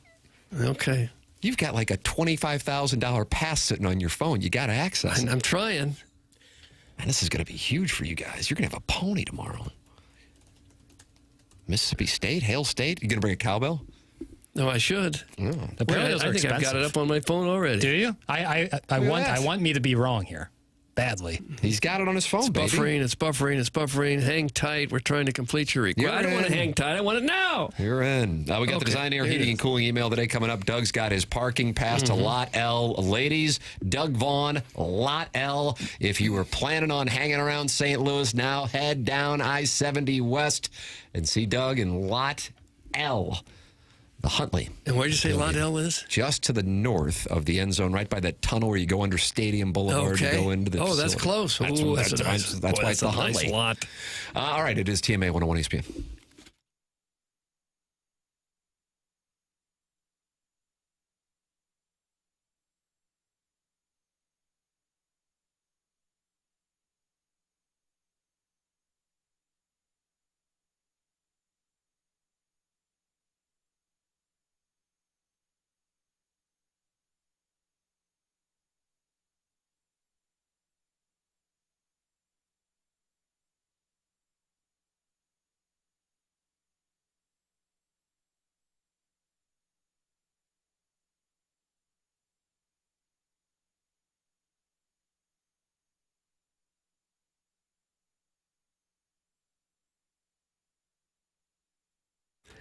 TMA is brought to you by St. Louis-based Stifel, a leading wealth management and investment banking firm. Stifel is the firm where success meets success and has been since 1890. Historic company in St. Louis, founded in 1890, and the business is still on that same street today. Proud to have called St. Louis home for 135 years. They partner with the Cardinals and the Blues in the Stifel Charity Classic, and they also sponsor Stifel Theater. Stifel is honored to support our city, our people, and their future. With financial advisors In 12 offices across the region, Stifel helps clients right here in St. Louis and nationwide manage their hard-earned wealth.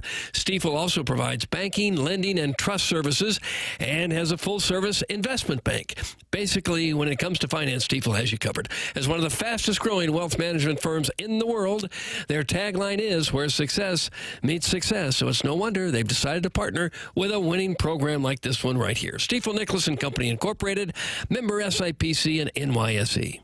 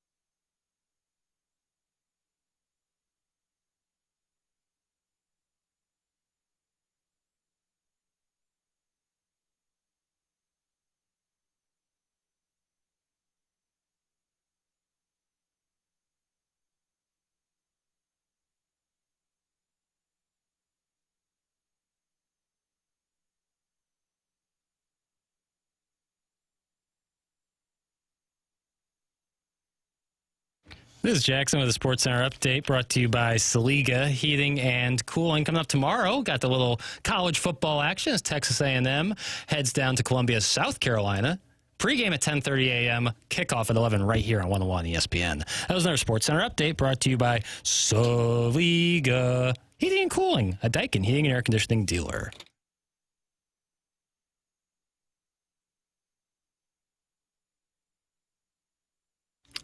You know, for this Design Air Heating and Cooling email of the day, we have 2 Blues tickets as the prize. And they were donated by a listener, Harry Hogg, who's active in the Michelob Ultra YouTube chat on the TMA STL channel. And now we've got another donation because Seth Goldcamp is donating a $10,000 HVAC unit for the January Emailer of the Month prize. Arbor Day, our two-time, and I think soon to be three-time Texter of the Year, says he would like to donate a propane space heater that renters can compete for during January's email of the day, because we cannot forget our leasing incel community. So he feels like the HVAC system that Seth is donating is kind of biased towards people who own their homes, and he wants those who rent, which he calls the leasing incel community, to have something to compete for. So he's donating a propane space heater. Nice. I don't do space heaters. Why not? I don't trust them. You're gonna sleep. You can go to bed confidently with like essentially a fire going on. Well, I wouldn't go to bed with it on, but if you're up around, it can warm up the house pretty good. So you will not be emailing it in January? No, not for a space heater. All right, fair enough. Doug, it's time for the Design Air Heating and Cooling email day. 2 Blues tickets, Blues Flyers tonight. Puck drop here on 101 ESPN, 7 p.m. Tim, I truly admire you. Where'd that come from? Damn.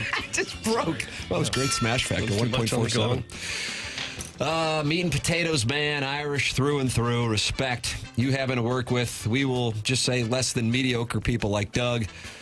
Well, Doug, you should be in a home. Then there's good old Movie Boy. He has the complexion of an iPhone flashlight, and he takes way too many bro trips, quote unquote.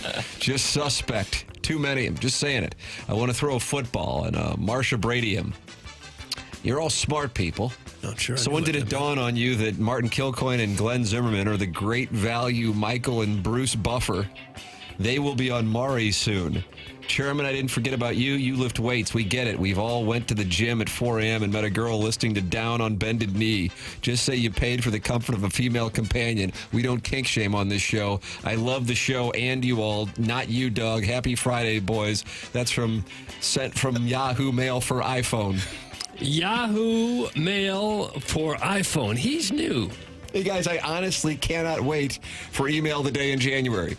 The chaos and the complaints are going to be legendary, even for this show.